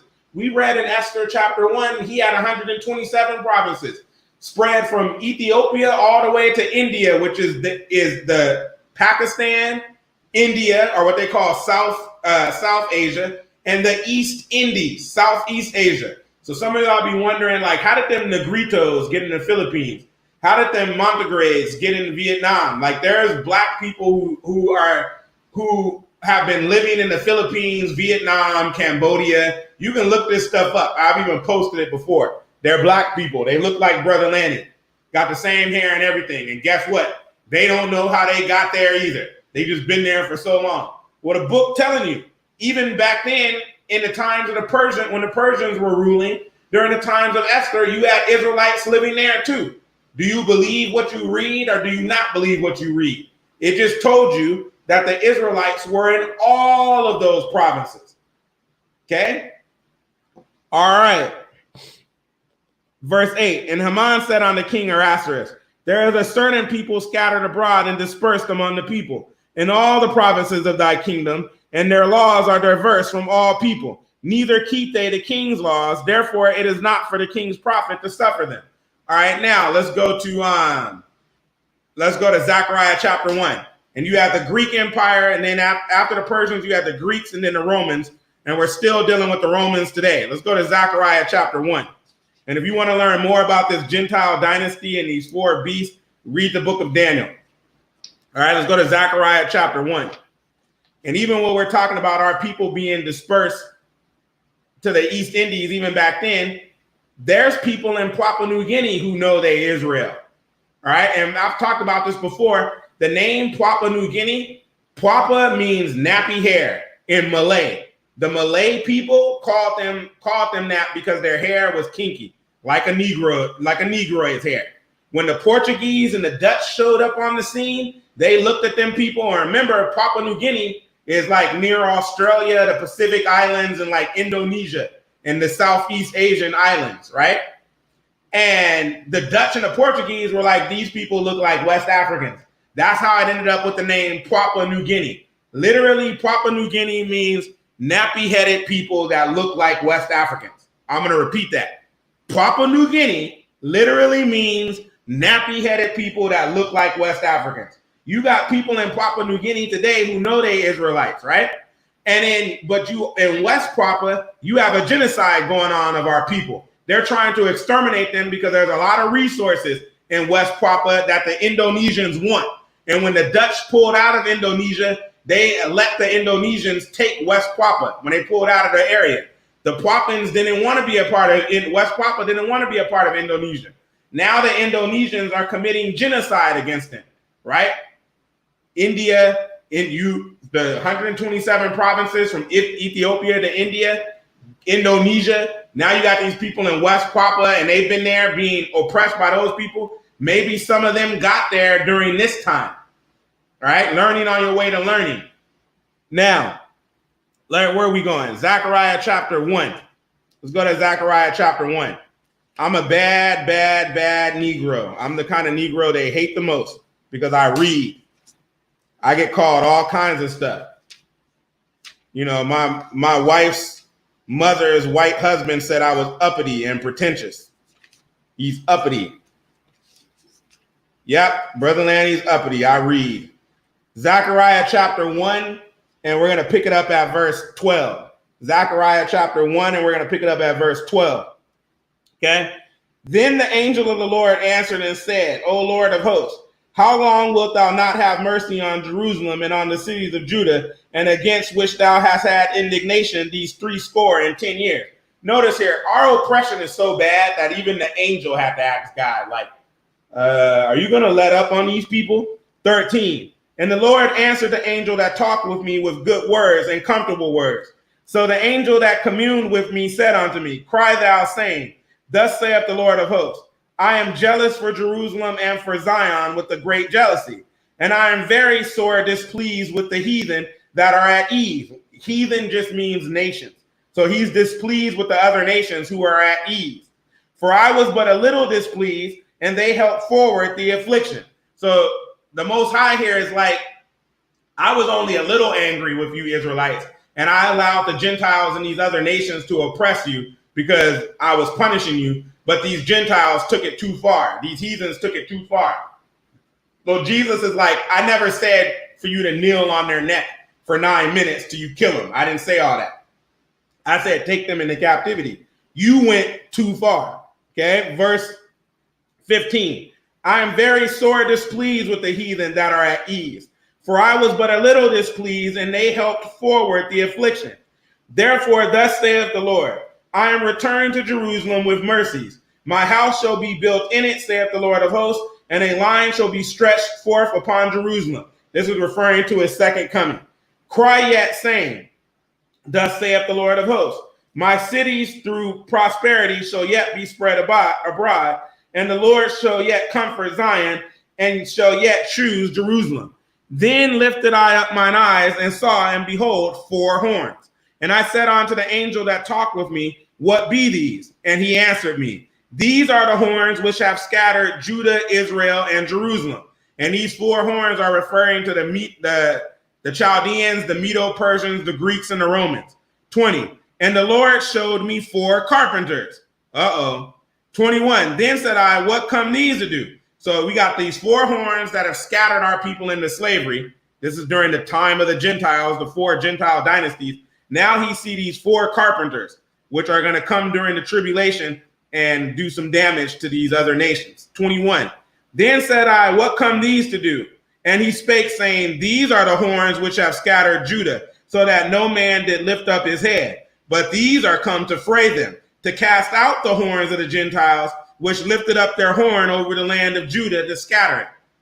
So I have here in the slide, after the Roman destruction of Jerusalem in 70 AD, the Israelite remnant of Judea was sold as slaves throughout the Mediterranean world, Northern Africa, Asia Minor, and Southern Europe. Remember, though, we just read in Esther, our people, there was already a lot of us scattered pretty much across the whole globe, even in like 500 BC. So we just keep going through captivities. Remnants get left, and the last remnant was in 70 AD, and they got dispersed into the Mediterranean world. And we have to stop only thinking about the Mediterranean world in terms of Europe. Like when you think of the Mediterranean world, you think of Greece and like Italy and Spain. Northern Africa is in the Mediterranean. All right. Israel is in the Mediterranean. All right. Throughout all captivities, there were groups of Israelites that migrated into sub-Saharan Africa. I'm going to repeat that. Throughout all captivities, there were groups of Israelites that migrated into sub-Saharan Africa, because that's our place of refuge where we always go. All right. We're not going to read Zephaniah chapter 3, verses 9 through 10, because we read that in the beginning. That's where it talks about how the Israelites would be beyond the rivers of Ethiopia, meaning in sub-Saharan Africa. And at Christ's second coming, he was going to call them from beyond those rivers. That would apply to our Bantu brothers and sisters. Let's go now to Luke chapter 21 and verse 24, dealing with the Israelites being scattered after 70 AD when the temple falls. Okay, let's go to Luke chapter 21 and verse 24. Luke chapter 21 and verse 24. Luke 21 and 24. And they shall fall by the edge of the sword and shall be led away captive into all nations. This is referring to after the temple was destroyed in 70 AD. And Jerusalem shall be trodden down of the Gentiles until the times of the Gentiles be fulfilled. And that's what's been going on now. That's why even if you, not just Israel, if you look at Lebanon, Syria, those people are not true Arabs. They're mixed mingled. People from Lebanon look white. All right. People from Syria, they don't look like people from Yemen. All right. A lot of the people from Yemen look like me. All right. Why is that? Because Ishmael descended from Abraham, and Abraham's concubine, which was Ishmael's mother, was an Egyptian. Okay. So you got a bunch of, since 70 AD, you got a bunch of mixed mingled people living in that region of the world. All right, now let's go to Revelations 2:9. So I have here point 6. After 70 AD, Esau or Edomites assumed the Jewish identity. Okay. Also, besides Edomites assuming the Jewish identity, and you even have, I ain't gonna go into that. I ain't gonna open up that can of worms. All right, I ain't gonna open up that can of worms. Let's go to Revelations 2:9. All right. But you even have Ashkenazi Gentile converts as well. All right. But we're going to deal with that in tomorrow's lesson. Look at Revelations 2 and 9. All right. So after 70 AD, Esau assumed the Jewish identity. Revelations 2 and verse 9. I know thy works and tribulation and poverty, but thou art rich. So this is, Jesus is telling his people here, I know y'all poor. I know y'all being oppressed, but y'all are still rich. Why are we rich? Because we have this. The oracles were given to us, and we were called to be a nation of priests. And I know the blasphemy of them which say they are Jews and are not, but are the synagogue of Satan. All right, and you're going to find these people even today in where? The synagogue. Now, did I say it? Who said this? Jesus said that. How is that hate speech? Are you saying Jesus speaks hate speech? Think about it. All right, he just told you, the Bible just told you There are some people who are going to call themselves Jews who are not. And then there's the real Jews. And Jesus even gives you a nugget on identifying who the real ones are. The real ones are poor and in tribulation. I ain't never met one of the other ones who's been poor. Not saying that they don't exist. They do exist. But I'm making a generalization. The majority of them are wealthy. Only a minority of them are poor. The majority of our people are poor. Only a minority of us are wealthy. All right? You put your thinking caps on. Now, let's go to Revelations 3:9. Use common sense. Revelations 3:9. Behold, I will make them of the synagogue of Satan, which say they are Jews and are not, but do lie. Behold, I will make them to come and worship before thy feet, and to know that I have loved thee. And this is referring to during the millennium, after the second coming. After the second coming. The remnant of Esau and the Gentile converts, they will know who the real Israelites are then. All right, now, let's go to Obadiah, and we're going to look at verses 1 and 13. Obadiah, and we're going to look at verses 1 and 13. And I hope y'all are learning. I hope y'all are learning in this lesson, and I hope you're being edified. Let's go to Obadiah. Obadiah. And this is what I was saying when I was talking, instead of Deshaun Jackson issuing apologies, instead of Nick Cannon, he bugging out, he need to get in this book. He talking about killing himself, right? Having suicidal thoughts, going through mental health issues. You need to get in this book, bruh. Having sit downs with rabbis. If you're going to have a sit down with the rabbi, you should have opened up this book on them. Open up this book and teach them. But our problem is you get these celebrities and these entertainers, they get these little one-liners off the internet, or one of their friends come into the truth and share a little bit with them, and then they want to quote a couple things that they've seen here or there, but they ain't put in the work.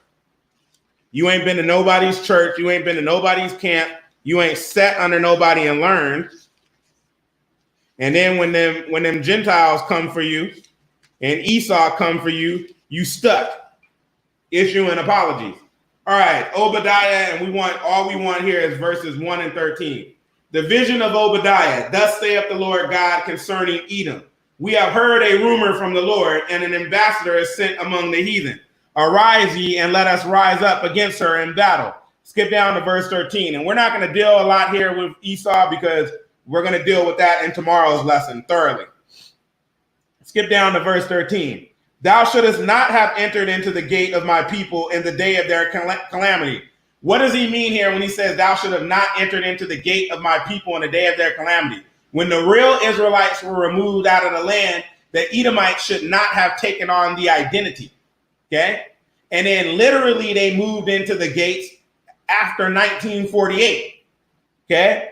Now, thou shouldest not have entered into the gate of my people in the day of their calamity. Yea, thou shouldest not have looked on their affliction in the day of their calamity, nor have laid hands on their substance in the day of their calamity. All right, let's go to Ezekiel 36 and verse 5. Ezekiel 36 and verse 5. And I might read an extra one here. Ezekiel 36 and verse 5.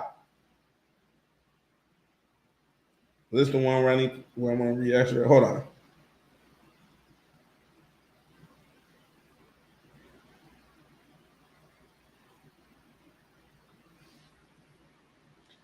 Nah. All right. Ezekiel 36 and verse 5. Therefore, thus saith the Lord God, surely in the fire of my jealousy have I spoken against the residue of the heathen, and against all Idumea. Idumea is just the Greek word for Edom, which have appointed my land into their possession. What did it say? That the Edomites would do what? Appoint his land, the promised land, into their possession. Which have appointed my land into their possession with the joy of all their heart, with despiteful minds, to cast it out for a prey. All right, so we're going to look at some sources here. And these are the sources we're about to read from. And this looking like it's turning into another 4 hours, so it is what it is. It's Sabbath, buckle up. International Standard Bible Encyclopedia. Oh, and if you're getting hungry, because I know you were just like me, make sure you've been eating, right? eat you something if you need a snack. We might have like another 30 minutes. It might literally turn into a 4-hour. All right. Internet. We're going to look at a source from the International Standard Bible Encyclopedia dealing with Edom and the Edomites. All right. We're going to read from Josephus, The Jewish Wars, chapter 6. And then we're going to read from a book called A History of the Jews in North Africa. Okay. And what we're going to read from is from page 26. All right. International Standard Bible Encyclopedia, entry on Edom, Edomites. Okay. They gave what help they could to Nebuchadnezzar and exulted in the destruction of Jerusalem, stirring the bitterest indignation in the hearts of the Jews. The Edomites pressed into the now empty lands in South Judah. In 300 BC, Mount Seir, with its capital Petra, fell into the hands of the Nabateans. The Nabateans were Arabs, descendants from Ishmael. The Bible tells us that too. All right, but we're not dealing with the Nabateans right now. All right, and in this source, I'm skipping down to point 5, Idumea and the Idumeans. So notice here, after the Chaldeans took out Judah, a lot of the Edomites moved into southern Judea and occupied it. All right, west of the Araba, the country they occupied came to be known by the Greek name Idumea, and the people as Idumeans. Hebron, their chief city, was taken by Judas Maccabeus in 165 BC. In 126 BC, the country was subdued by John Hyrcanus, who compelled the people to become Jews and to submit to circumcision. All right, so before this time, the Edomites weren't worshiping the Most High. They had their own gods. So after the Maccabees forced them to start practicing Judaism and then forcibly circumcised them, made them become circumcised. All right. Antipater, the governor of Idumea, was made procurator of Judea, Samaria, and Galilee by Julius Caesar. He paved the way to the throne for his son Herod the Great. With the fall of Judah under the Romans, Idumea disappears from history. Don't you find that intriguing? That after 70 AD, when the temple gets destroyed and the last remnant of the Israelites are pretty much scattered, you still have some that remain there, very few. That's how you end up with the Bar Kokhba revolt that happened about 75 years later. But for the most part, the majority of that last remnant was scattered. Don't you find it interesting that the Edomites supposedly disappeared from history after 70 AD? It's impossible for a group of people to just disappear from history. It doesn't work that way. You would have to kill them all, kill all the men of that people for them to disappear. So the Edomites didn't disappear. They just assumed a new identity. And some of this stuff doesn't have to do with it wasn't all just like Edomites sitting there thinking to themselves, yeah, we're going to say we're Jews and do that. They were already living amongst the Israelites at that time in Judea, and they were practicing the same religion. So, and when they would go places, people would call them Jews anyway, because when they would say Jews, they were referring to the fact that you came from the land of Judea. Okay, that's just some learning on your way to learning. All right, now, this is from Josephus, The Jewish Wars.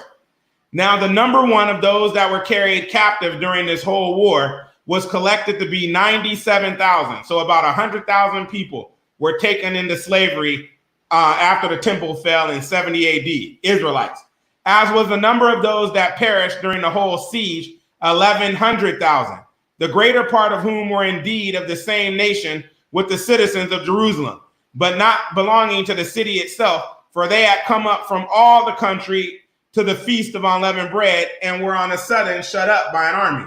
So this is just showing you that what Jesus said was true. After the temple fell, you would be led away captive, right? Now, let's see where a lot of these Israelites went, all right? This is from the next source, A History of the Jews in North Africa. And I'm going to read where I have in parentheses. The number of Jews in Cyrenia increased steadily. Philo reports that in his time, Egypt and Libya, both in Africa, from Captamos Solemn to Ethiopia, all right, so now we're talking about Black Africa, had a Jewish population of about 1 million. So 1 million people, and that's his guess. So there were 1 million Jews living in Ethiopia. So we're talking about Eastern Africa, Sudan, Egypt, Libya, there were 1 million.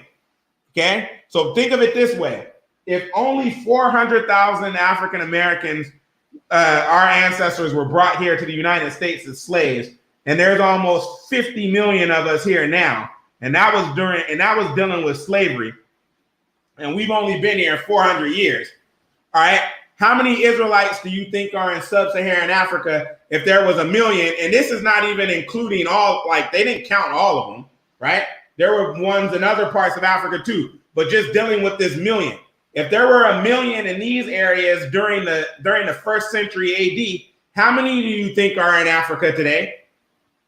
If you, over 400 years, we went from 400,000 people here in the United States to 50 million of us. How many do you think came over 2,000 years in sub-Saharan Africa? Because that's where a lot of them migrated further into. Over 2,000 years. You do the math. Okay? Modern scholars do not think this is an exaggeration, and the figure is confirmed by papyri and contemporary literary sources. All right. Boom. Now, last part of our captivity. The Arab, Islamic, and transatlantic slave trade, circa 700 AD to the present. Circa 700 AD to the present time. And when we get to the last slide, I may cut this short, leave it up for a second, let people do homework, because that's dealing with the gathering of Israel, right? And that's when we'll be gathered out of captivity by the Most High. All right. It is estimated that between 10 million and 12 million Hebrew Israelites were brought to the New World, Indochina, and Australia as slaves from Africa, Europe, and I get real technical because, like I said, like people say, I'm an uppity Negro. I read, so we're gonna make it technical. This is referring to the transatlantic slave trade, all right? So I'm referring transatlantic slave trade for me means slaves that were taken by Europeans, whether they came across the Atlantic or not. All right, so 10 to 12 million Hebrew Israelites were brought to the New World. All right, Indochina. Indochina is Southeast Asia in the East Indies and Australia. Yes, they brought our people to Australia. All right, they brought Melanesians there to work on sugar plantations. I played a joke on my wife one time. I asked her, I was like, "Where do you think this is?" Remember when I did that? And it was a picture of Melanesians in Australia picking sugar on a plantation, and she thought it was like Alabama or South Carolina. And I was like, "No, that's Australia, and those are Melanesians. You know, they're Pacific Islanders." All right. Anyways, but they look like us because they're Melanesians. All right. Micronesians, Polynesians, different group. They're in the Pacific Islands too. They descend from Ham. Okay. But that's, we're not here for that. All right. So it is estimated that between 10 million and 12 million Hebrew Israelites were brought to the New World. All right. That's the Americas, Indochina. They brought us there too, to the East Indies. All right. The Dutch brought Akan slaves to Indonesia. All right. But that's why you got to read. Okay. And Australia as slaves from Africa and Europe. Why do I have Europe there? Because there were already black people, Israelites living in Europe too. It wasn't, as many. Most of the slaves didn't come from there. They came from Africa. But a lot of the early slaves that came to the United States and to the Americas were already living in Europe. They were just black already living in Europe. This is learning on your way to learning. A term that they've come up for these people are called Atlantic Creoles. They already spoke Spanish. They already spoke Portuguese. They already spoke English. Okay. This is learning on your way to learning. And Melanesia during the transatlantic slave trade. Melanesian slaves were brought to Australia to work sugarcane plantations. African slaves were brought by the Portuguese, Spanish, and Dutch to the Indian subcontinent and Indochina. So they brought the Portuguese, the Spanish, and Dutch brought slaves to the Indian subcontinent too. The reason why I'm focusing on this is because our people here in America are not aware of our global diaspora. And even with the transatlantic slave trade, we think that the Europeans only brought us here to America. And then if we think beyond America, we only think of like Jamaica and places. We don't think of like Latin America. And then if we think of Latin America, we don't think beyond that to the fact that they even brought us to parts of Asia. And then we about to get into the Arab slave trade where they brought us to those places too. Okay?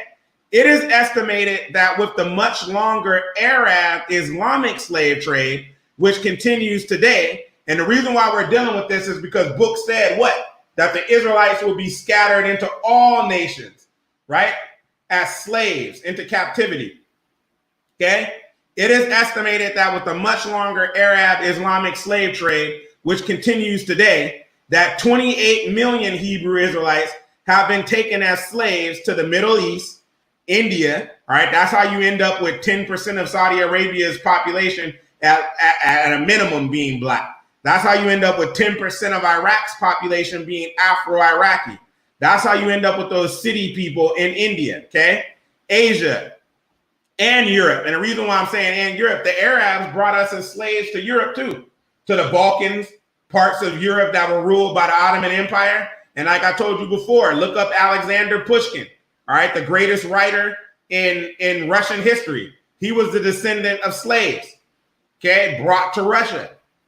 All right, making for an estimated total of around 40 million people.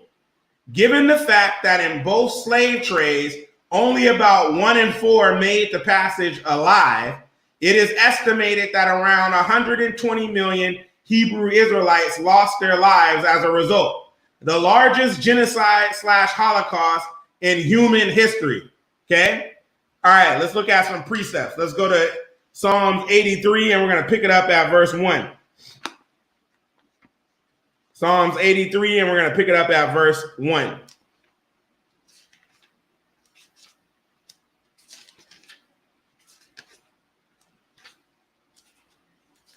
Psalms 83 and verse 1. Keep not thou silence, O God. Hold not thy peace, and be not still, O God. For lo, thine enemies make a tumult, and they that hate thee have lifted up the head. They have taken crafty counsel against thy people, and consulted against thy hidden ones. All right, so why is he referring to his people as the hidden ones? Because we're hidden. Nobody knows that we're Israel. And then when we try to tell you that we Israel, you say that we're saying hate and, we're extremists. And we got to issue apologies for telling you the truth. 4, they have said, come and let us cut them off from being a nation, that the name of Israel may be no more in remembrance. When they take you into captivity and strip you of your name and give you their name, that's how they try to remove you from being remembered as a nation. Because you can't trace who you are because they stole your name. And they gave you names like Williams and Ross and Hatch. Dig? All right, verse 5. Where are we at? Verse 5. They have consulted together with one consent. They are confederate against thee. Who is this? The tabernacles of Edom and the Ishmaelites. So we got the people who call themselves us. We got the Ishmaelites. We got the Arabs. Of Moab and the Hagarenes, more Arabs, and Jabal and Ammon and Amalek, all right, Ammon, descendants of Lot, all right, that's modern day Jordan. But most of the people living in Jordan are Arabs. The original Moabites and Ammonites, a lot of them migrated into Africa as well, too. Learning on your way to learning. And Amalek, Edomites, the Philistines with the inhabitants of Tyre. These are Canaanites, all right, more Hamitic groups. Asher also joined with them, the Assyrians. They have hope in the children of Lot. Do unto them. All right, we can stop there. All right, let's go to Joel chapter 3. All right, just showing you the people who are confederate against us to cause this stuff to happen to us. Let's go to Joel chapter 3 and verse 6. Joel chapter 3 and verse 6. All right. Joel chapter 3 and verse 6.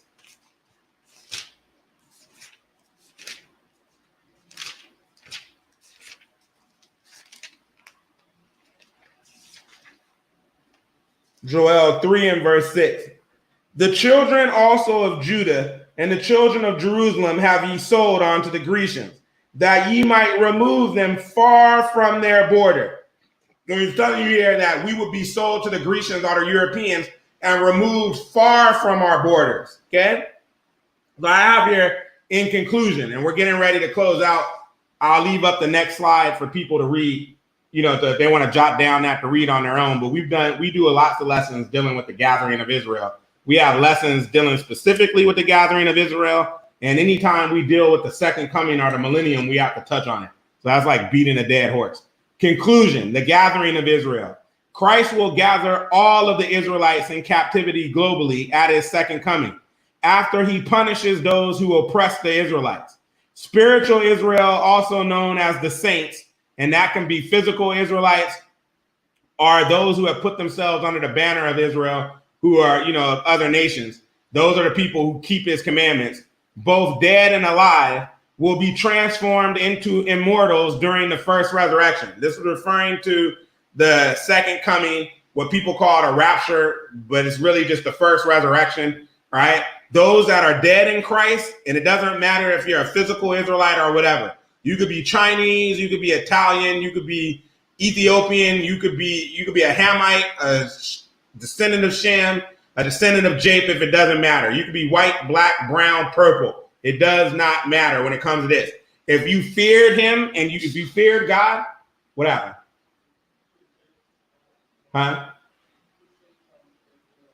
I can't hear you. Oh, okay. Into the what? Okay. If you fear him, if you fear God and keep his commandments, and you've been baptized, then you do what you're supposed to do according to this book, then you'll make the first resurrection. It doesn't matter what your nationality is. So the dead in Christ will rise first. Then those of us who are alive at Christ's coming, who fit that bill, will also rise to meet him in the sky at his second coming, and then come down and rule with him for 1,000 years. That's the first resurrection. He will make them a nation of people again. So these are the Israelites. Now we're dealing with the Israelites, the physical Israelites who don't make the first resurrection. He will make them a nation of people again, like when he gathered them out of Egypt the first time. He will teach them the laws and commandments in the wilderness, during which time all Israelites who refuse to keep his law and commandments will be killed. And survivors will then be allowed to enter Israel, and our nation will be restored.